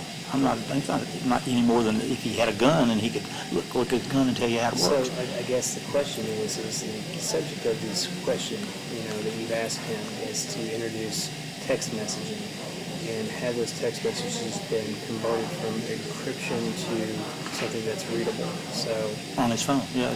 They just did it with an app. they just did it with the app. They read- You have to be an expert to use an app. I think that you need to have someone from the ad company say that's what that's designed for. You can't, as a law enforcement officer, just make your assumption or have a conclusion that that's what it's used for. I believe that that's why we have that's why the rule's there, and that's why we have these local orders. That's why we have these local signs that say 7.24. If you don't have someone testify about anything, it's going to be an expert. But I guess and I appreciate the objection, and I'm trying to follow that logic. However, if I use an app, and I'm successful in converting something, to something that's legible, I'm not an expert, but I've made it readable. So just by use of the app, I think that's where I'm hung up. Well, we're making an assumption that's what the app's used for. So I think that's the first step is we're making an assumption that's what the app's used for. And now he's testifying that this app is used for this purpose. As a law enforcement patrol officer, that's not within his knowledge base. And now he's asking the jury to explain what that is. Now he's going, what typically people do, that's not something he would do on a routine basis. If it came to some sort of, expert opinion or some sort of, expertise within the coding of the, application to do the I guess the question is, decrypting, I would see that being more of a sustainable objection. But here, he's just, I haven't heard the testimony, but I'm assuming that he's just going to say, they come to us in this form, it's encrypted, and I use the application on my phone, and I can, obtain that. I don't want to put words in my mouth, but is that basically what he's going to say? no, I think one, he doesn't have the qualification to go through a phone. That's system. So he doesn't do a cell break and pull information. He's not been trained on that. Two, we're making assumptions, but he doesn't. I think the foundation then has to be cleared up a little better. Do you have any knowledge? Do you have any expertise? Do you work with and flesh it out? You can't just say criminals typically do this way. I appreciate, especially the questions around foundation. So, what I'm going to ask Mr. Roberts to do is I'm going to overrule the general objection for right now, but I think it's important to at least lay a foundation as to, if the messages were first encrypted, how he obtained the ability to, read them if they're encrypted, and what steps that he took, but I don't know, I guess, Mr. Whitley, I'm dubious of the fact that you would have to be an expert to undergo some of those steps if I'm hearing it the way it is. And he's you're not just giving- using the application. He's not giving an opinion. He's giving testimony, which is dangerous. What I'm saying is, assessing, that's the person in the police department who actually has the qualifications to do the cell break. For him to say, I got a search warrant, I got all this stuff, Well, let me before I'll let you all go. I'm again suggesting the foundation is not there. It probably needs to be reestablished. It needs to be through questioning, and I will overrule the objection for right now.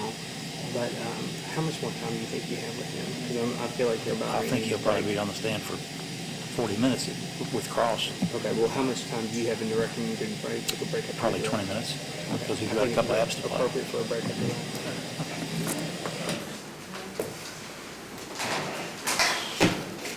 Okay, Mr. Roberts.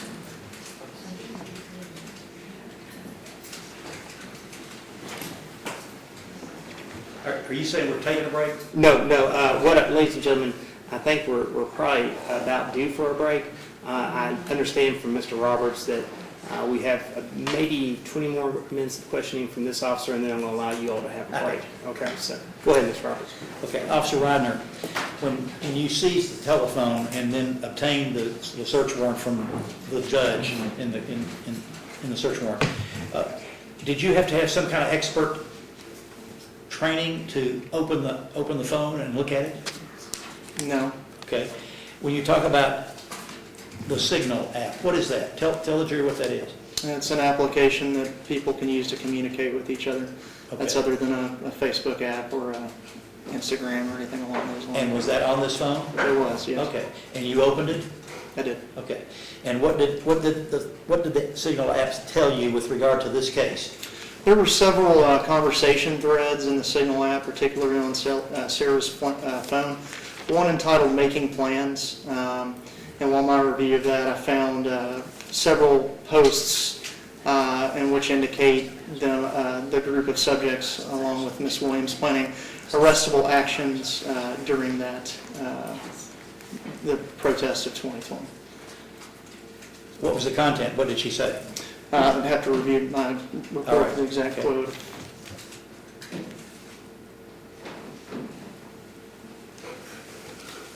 I think he's asking you Oh, to do okay, I'm that, sorry, so sir, if you thank want to get to it.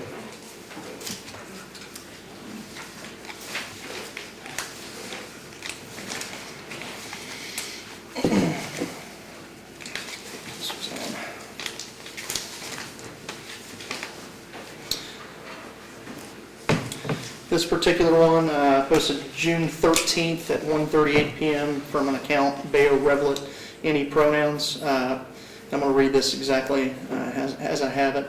This post about the action plan narrative for Sunday night, June 14th, 2020. Bayo Revlet advises to quote, thumbs up or heart if you're good with this, unquote. The post reads as follows, quote, action plan narrative Sunday night, June 14th. Parentheses, some of this we've discussed, some not, that's why I want to be clear it here first, unparentheses. Please share thoughts and or drop a thumbs up or heart if you are good with this. When we approach the police department, a line of 30 to 50 white people, enough to span the length of the barricade, will move to the front of the crowd. White people will immediately jump the barricade, leaving... Hold on a second.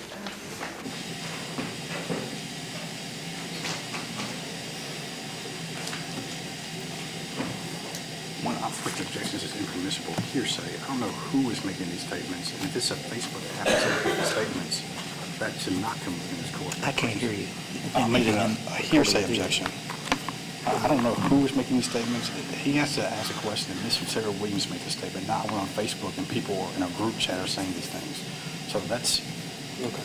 I think I don't know if that's been answered, because I'm unclear too, as to who is purporting to provide this message. Is it Ms. Williams? Because he didn't say that, so. I'll get it clear. Yeah, okay. All right. You can ask those questions. All right. Officer Reidner, who's making the statements?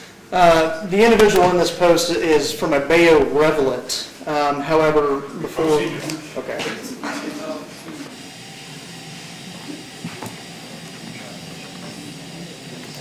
This is on her telephone, Judge. It's a telephone, and she responds to this. Yeah, but it's hearsay from another party. I think we need to hear from her, what statements she's making as far as. Well, I have the other party here subpoenaed. Okay, all right. So, how do I get it in? Yeah. I've got the other party and I've got him saying it. But the essence of it is what she's saying in response. Yeah, okay. Well, and I think that, I think I have to sustain, I think that we need just to ask what she is saying, and I'm going to sustain the objection to the hearsay as far as,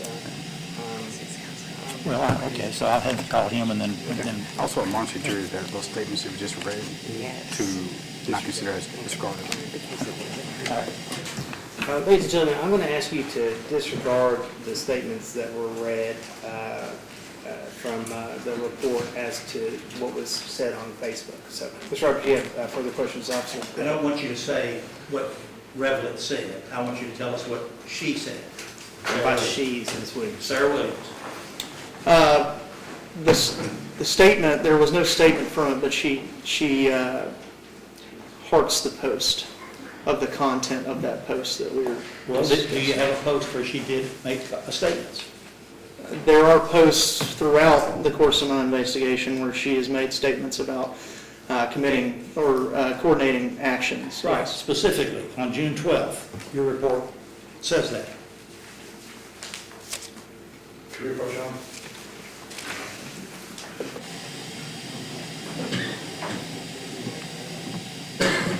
Yes, this is a misdemeanor trial, yes, I'm being observing the record. That is a- I would object to this line, I think it's improper impeachment. He's asked the questions about what Ms. Williams says, now he's, I think, trying to use his own witness to say, well, did you, no, this is improper foundation, improper impeachment. I believe that, I don't object to I'm not overrule the motion on foundation purposes, and frankly, I think this is more getting to the nuts and bolts of, the evidence that Mr. Roberts is going to try to introduce. So I'm going to overrule the objection. I'll allow him to present any sort of Facebook post from Ms. Williams in what she directly says. In addition, Your Honor, I think your rule, I've read it, that you're allowing things to come in, I believe, from May 30th to June. May 31st to June, I think through that span, Yes. as long as it's statements from Ms. Williams that, that she's making against her So self-address. I think for foundation purposes, though, I think the date is also important. He if you- just said that, June 12th, Yeah. so I got that. Just in case you charge. Yes. Okay, go ahead, tell us what she said on June 12th, or in the. On June 12th, it appears from a conversation on the signal application between her and Miss April Taylor. June 12th at 9:46, Sarah posts, "I'm cool with what we discussed prior to making the group chat. White people block the way and black people help with the die-in." On June 12th, 9:48, Sarah posts, "We have half the folks at the march and half the folks at the church, depending on who's willing to get arrested."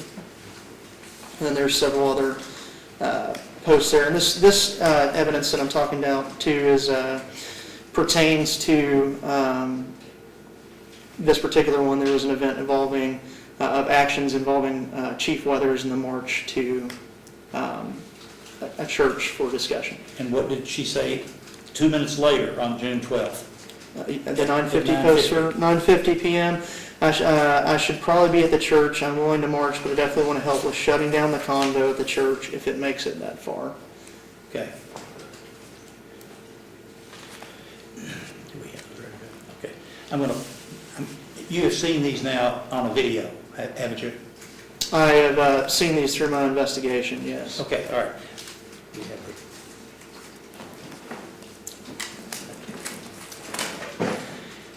I'm going to mark this as Exhibit 3 for identification, Your Honor, and ask that it be played. And Officer Ratner, watch this and tell us if this is what you're referring to.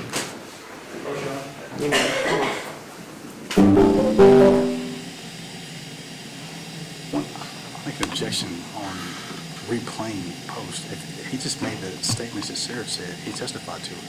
But if this video contains messages from other people, we've already had a ruling that that's hearsay. It's his statement he just read. It's what we just did. It's the word was just read by Ms. Williams. It's his statement with what was just read, and then I'm arguing it's duplicative and cumulative. If he's going to restate the same thing he just stated. Yeah, like you talk about a photograph and seeing somebody injured, and then you show a I'll photograph. overrule the objection, just not overrule the objection. Okay. Thanks.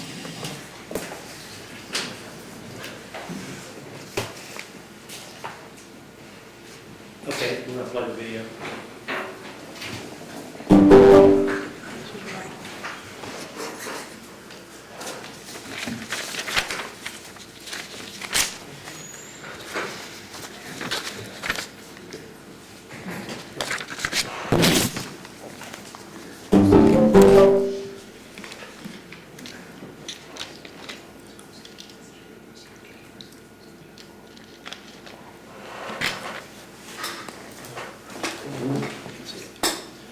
Is that the biggest we make it?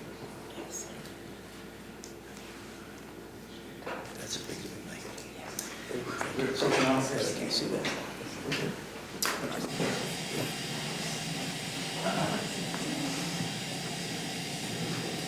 away from me up here. If you're objecting to it, they might want to take it down. Yeah. I don't know. Can you shut the video off for a second? Before you cut it off, though, you see the phone saying April. I'm sorry, I mean, see, if it's Sarah's phone and Sarah's making a statement, that can come in. But to try to bootstrap April Taylor's phone records and then say this is Sarah, that's impermissible, that's hearsay. And only Sarah can testify to the content of her phone. I think that what is being said here is that this is evidence that she's having a conversation with April. Her sister, yeah. This officer doesn't know that's Sarah having a conversation with April on April's phone. I think that he can testify to what was found on her phone. You know, I mean, it'd be up to you to say that this is, somebody else is having a conversation, but True, but the way they presented it through their direct was, what statements did Sarah say? And he testified that Sarah made these statements, and now they're introducing a phone that belongs to April, and now he's, I guess, speculating. I don't think that's April's phone. No, that's Sarah's phone. I think that the message is to April. Yeah, but I think their first conversation was a blue app, Facebook, and some encrypted code. Now we're getting into, I think this is her, supposed to be a foundation snoop who said this is actual Sarah Williams' phone, and that this content, the reference he was making earlier, coming from Sarah Williams' phone. Well, I think that, to make these statements, you want to, let me just hear from you as far as your argument. Go ahead, as to why this is admissible. It's a statement by the defendant in this case. And I don't think this is actually in the vacuum. So let me just ask the officer real quick. Officer Ryder, is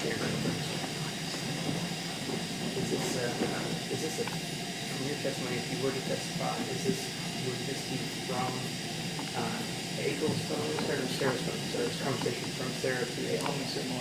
Okay. So it's a conversation he's going to testify, it's a conversation from Sarah to April. And I think that, these statements can't be just entertained in a vacuum. So I'm going to overrule the objection. I mean, they had to be made to someone. So I appreciate, note the objection, but I'm going to overrule it loud. Okay. One thing, I'm looking at your screen, you can see it. It's very difficult for them to see that here. Yeah, I assume you're going to make a motion, put it into evidence. So they can I've already have. I just put it in. Okay. But haven't sustained it. So far, we haven't, a lot of this stuff has not been. You've introduced You have not moved to introduce you've marked it, but we haven't sustained it. I agree. Right, I did.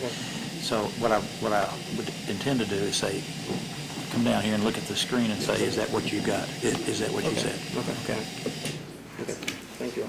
Note the objection. Okay, Mr. Roberts? Okay. Can you put it back up, please, ma'am? Yes, please.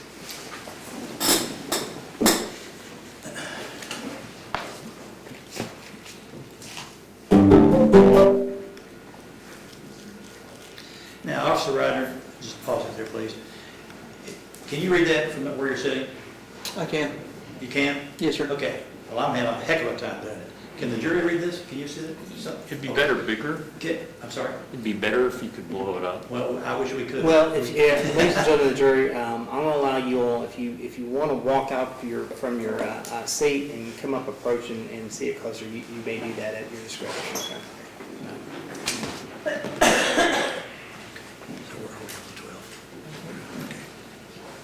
Okay, we're showing the screen on the 12th. Now, what is the difference in coloration on the statements? The posts that are displayed here on the gray indicate they're from April, or from Sarah, rather, I'm sorry. From who? From Sarah. And what's the green? The green would be April Taylor. All right, and can you read this? Can I read it? The green's a little fuzzy, but I can read it from here, yes. Okay, and what does Sarah say after that?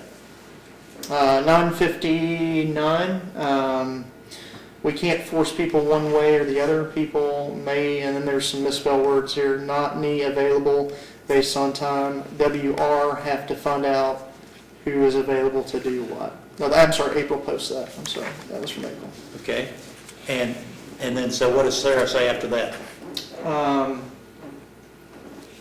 I'm here in the back. I was in here right before it started. I'm trying to read off the screen here. Well, that's what I'm asking you, if you can read it. Yeah. If you can't, you can walk over here, just to make sure. This is what is on your report, right? Verbatim. There are pieces of it that are on, yes, verbatim, the quotes that I have are on the report. I don't know if it expands the entirety of the bottom here. Okay, and so what we've introduced then is exactly what you told us in your testimony for Yes. your report. Yes, sir, those posts, yes. Okay, all right. Your Honor, I asked that that finally be marked or introduced as Exhibit 3, isn't that right? Subject to your objections. Yes. Okay. I'm gonna overrule the objections and admit that is Exhibit 3 for the Commonwealth. Mr. Roberts? Now, can you tell the jury what a live stream video is? From my understanding of the live stream video, it is a video taken from a platform account like Facebook that an individual will record in real time of whatever that may be that they're wanting to record. So live stream meaning that it's going on right now and it's coming out to whoever's watching. In the present, yes. Okay. As close to the present as. Did you, in looking at her phone, did you recover any live stream videos? There were several live stream videos that I attempted to get from Facebook. I had wrote at one point getting some of those returns from Facebook. Some stuff was provided. However, the live videos from that, Facebook indicated that there's no such thing as an actual live video according to the way that they classify it, and that they would just be.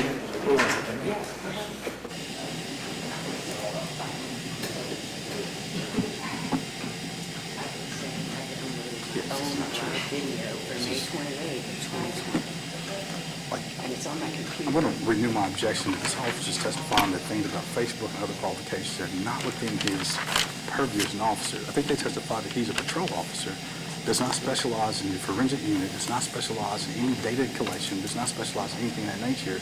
And yet he's telling this jury that Facebook says that this doesn't happen, which is also what you say. So there's no It's also business. not true. Gotcha. As a matter of Yes. fact. So I would object to this officer making these statements, and they've never turned over any information this officer can be testifying to the veracity of Facebook posts in the sense of how they come down, how they download it. So, you know, go ahead. We got live stream videos off of his phone. Mm-hmm. Okay, well, I'm about to play them. Mm-hmm. Okay. Then the next question becomes, what is relevant? I mean, my client's charged with, I guess, he arrested for resisting arrest. All right, so he's not testifying to the resisting arrest part.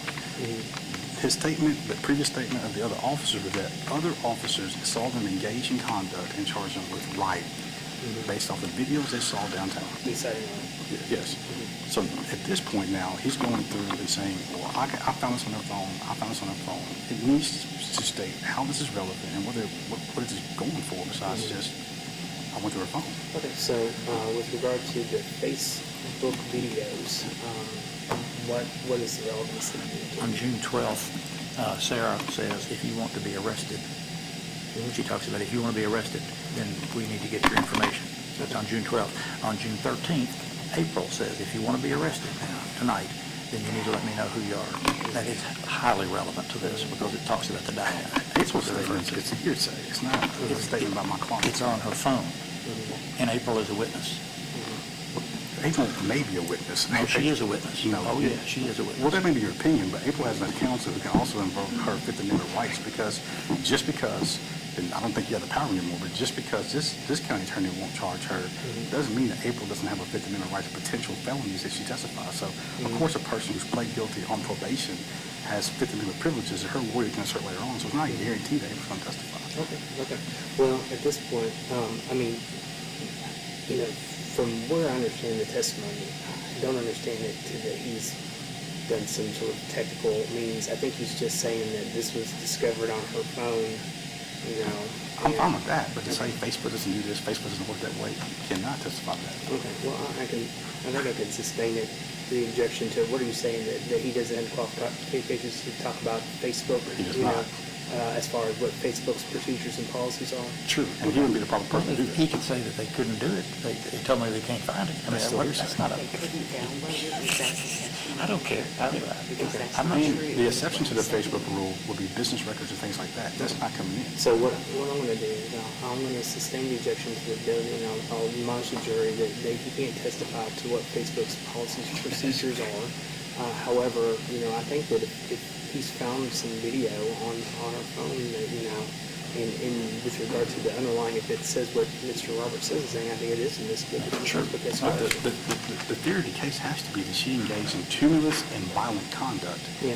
Can be people get arrested, like that's what we're. I appreciate that, but this is also, I think, part of their theory is that, that they had to prove that she tried to incite 5 or more people to performing that, and that goes into their theory of escalation. So I think that's relevant.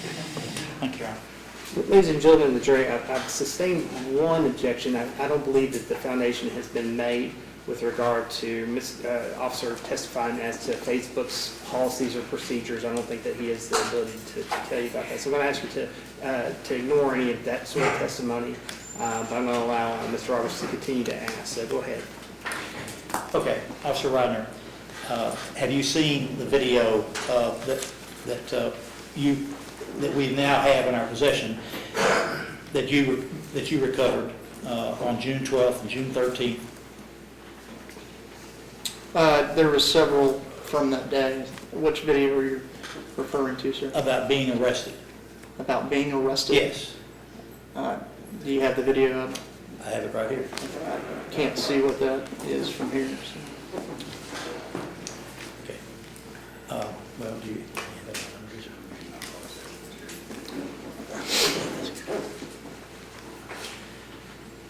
I've got this marked, Your Honor, as Exhibit 4. Okay. For identification.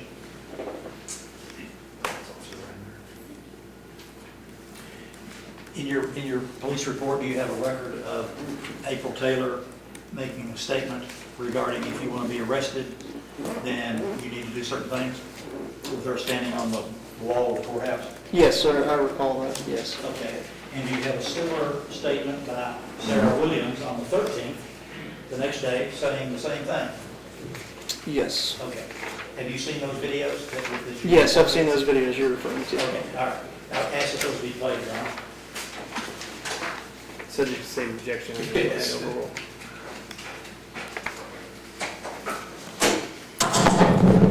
All right, stop it. Okay, can you tell me who that is? Is that April Taylor? That is April Taylor, yes. All right. Okay.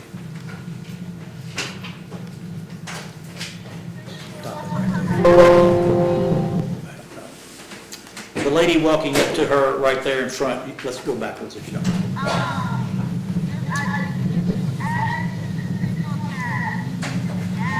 Right there, that, no. Go back. Just hold on. Go back.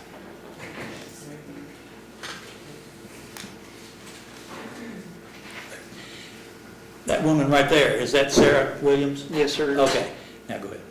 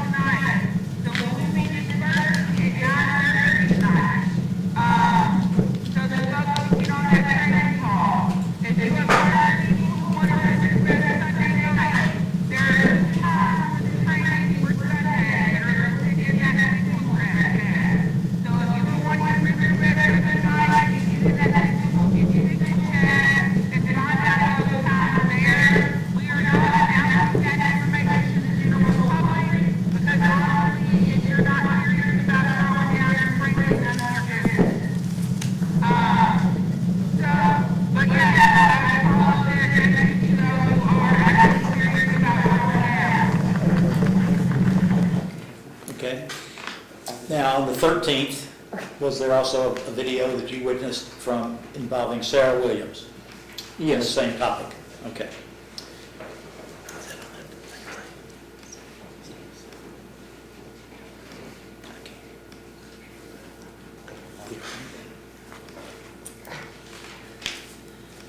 No, that's not on that same page.